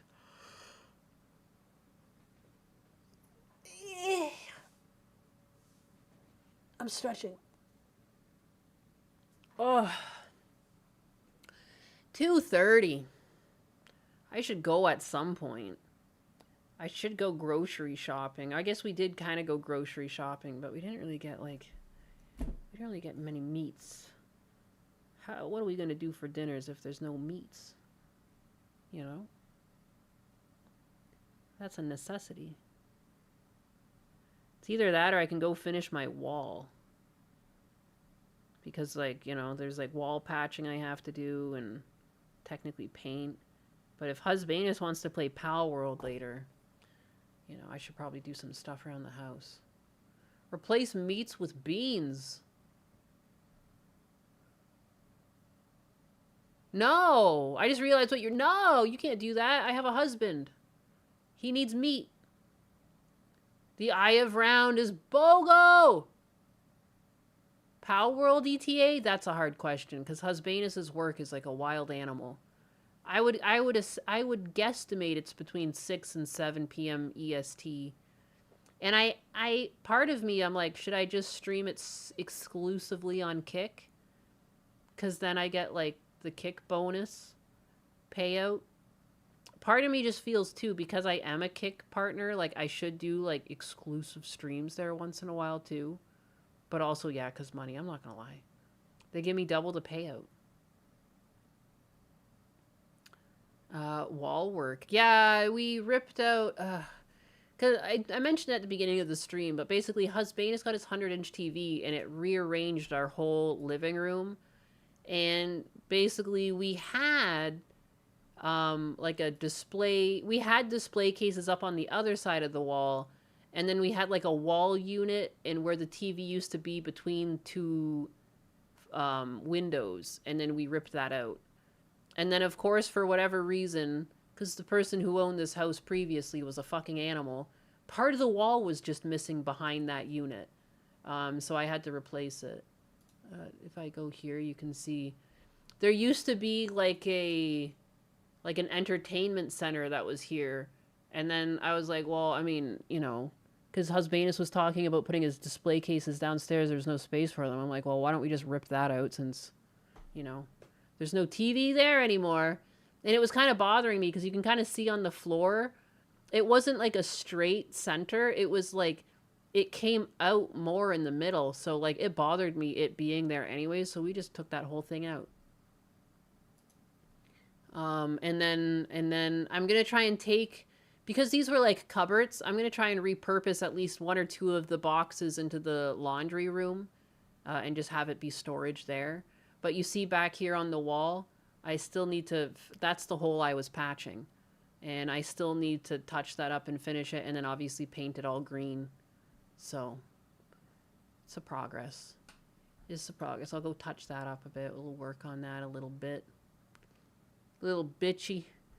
RIP 100-inch. The 100-inch TV seems to be doing better now. We thought it was dead, but I guess it was just the receiver. The audio receiver was dead. So, yay. Fix those baseboards. I mean, the baseboards, there was no baseboards, so I have to put baseboards in too. But thankfully there were baseboards that went along the bottom of the unit, so like I still have all those, and there's more than enough to space them out and have them fit, you know. But the baseboards don't go back up because, how else to describe too? Because the baseboards had quarter round on them, so we had to take the baseboards, the quarter round off the baseboards because it wasn't lying flush with the floor, because the floor has slight imperfections. So you have to take the quarter round off, scrape down the 2x4, or scrape down the baseboard, and then put the quarter round on after you put the baseboards on, because like that's what kind of covers up the slight shift in the flooring, because quarter rounds are like really flexible. Little tricks, little tips. But yeah, goal to get our Husbanus a new TV. We already got a new TV. We got a new TV. Is that a keyboard? Yeah, because we run our computer, or our main TV upstairs is actually running off of a computer, and we just have like a keyboard. But the TV is fine. The TV is fine. We thought it was affected by a power outage recently, but it was fine. But any hoodles.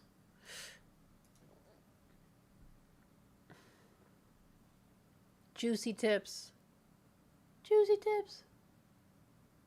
The lone chair is sending me. I mean, again, the whole house is like turned upside down because of this, because where the TV is now, that's where a bunch of display cases were that were full of things, and now those display cases got shifted over to the side. All of the stuff is over the dining room table. The whole house is like upside down right now.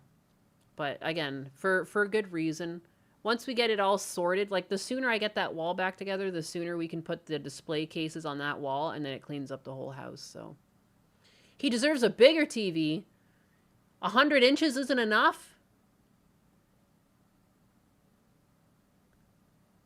false alarm. Praise be to the 100-incher. Yeah, no, we thought it was the 100-inch TV throwing errors. And, like, dude, like, how the fuck do you even return that? Like, what do you do? Like, we just got it. Like, oh my God, I was, like, having nightmares over it. But thankfully, yeah, it's the receiver. Don't fix his TV until he fixes Chair Sama. Chair Sama's not broken. She's working. She's just disabled right now.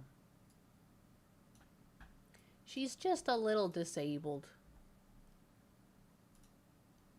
Alright, guys, though. I'm gonna go. It's been a casual Monday with you guys. We didn't really cover anything crazy. But to be honest, I did the thing again where I wasn't really online this weekend. I showed up once in a while to bitch at people who were bitching at Leaflet, and that's about it. Leaflet made a new tool, and people are just, like, freaking out at her.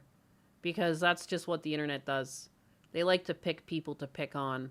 She made a tool to make it easier for people to stream as a VTuber, and of course, she's an evil, evil entity because it used AI. But, like, I mean, there's going to be bigger companies that are going to come out with more tools like this in the future, and, like, people will use them and not complain. But because it comes from a single person, oftentimes jealousy is involved, you know? So they lash out. The Quangos love to hate her. Doesn't make sense. If you don't want to use the tool, don't use it. You know what I mean? Like, no one's forcing you to use it. It doesn't take away jobs from people creating VTuber models. I would argue that the target audience for that tool, they're just not at the point where they can afford a full VTuber model. So it's not really taking anyone's jobs away. And if anything, it probably gives money to VTube riggers in the future when, like, people want a full rig. You know, people might start off with a tool like Leaflets, then want a full rig later. Like, these people just are their own worst enemy.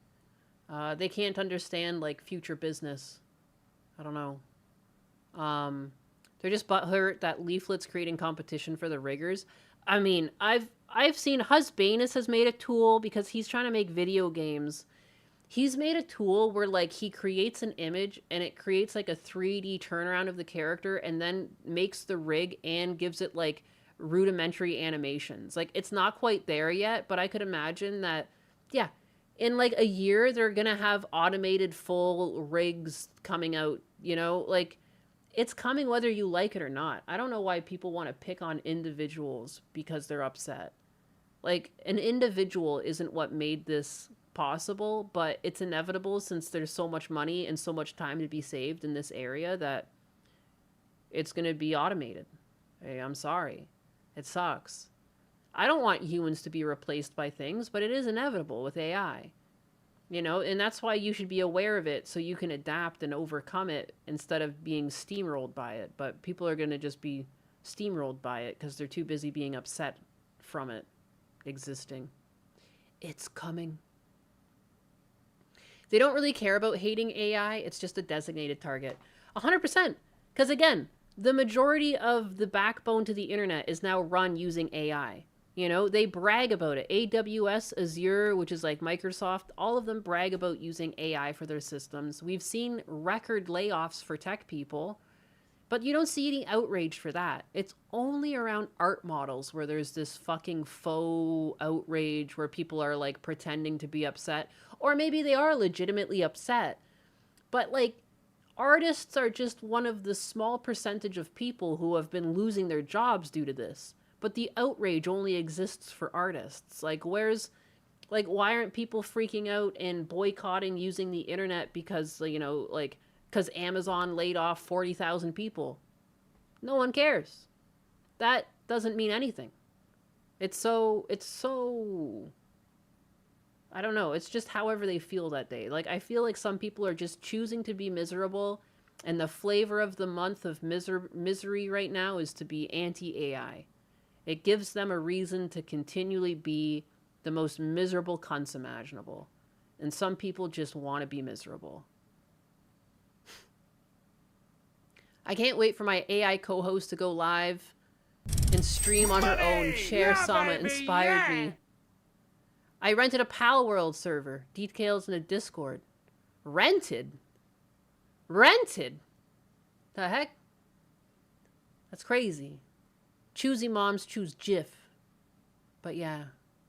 My Dist issue... Optimus donated $2.0 and says, I rented a Pal World server. Details in Discord. Dist Optimist, you've truly optimized your support.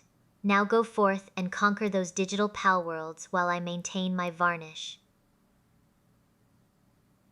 That's my chair.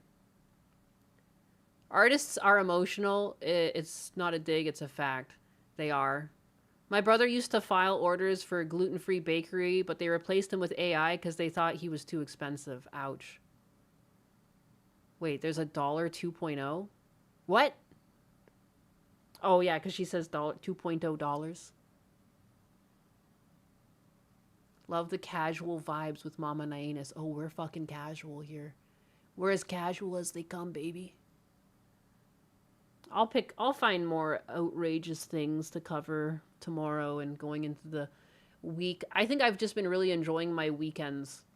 I left my phone at like the front of the house and kind of just did my stuff. But yeah. A feline name for JJ. You ran out of Claude tokens. Oy vey.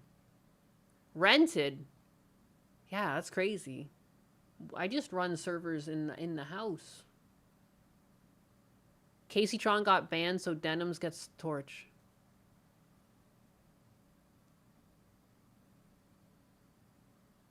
A casual anus is risky business. Hey. You know what's risky business? Being in a gang. We learned that today. If you value your life and the lives of those around you, do not the gang. Do not the gang. Serenity achieved. Being happy, awesome. Yeah, dude, you know how you be happy? You spend as much time offline as possible, which is a crazy thing to say while I'm online and require people to be online to consume my content. It is just the truth of the matter. You know what I mean? If that means that the only time you can find to be offline is during the times that I stream, then so be it. I do know the majority of the people who watch my stream are at work while they do so, which is why I choose these hours. Because when I used to work, I used to watch streams to get me through the day. They make the time go quicker. But since CERN's been shutting down, you might not even need me anymore because the days... Right now, I guess time's gotten longer since the CERN shut down, so you need me even more. Haha! I'm even more of a commodity. I got that all backwards. So I don't know where I was going with this. Smell you later, punks. I'll be back on later tonight with Husbanus. We'll play some Pal World. You guys can view our beautiful base. And, yeah. Catch you later. Bye. Bye-bye. Don't forget to touch grass.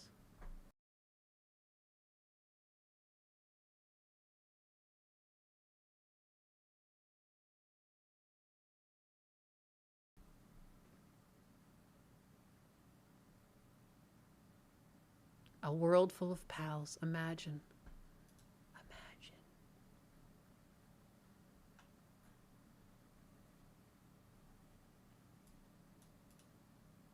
Command updated successfully.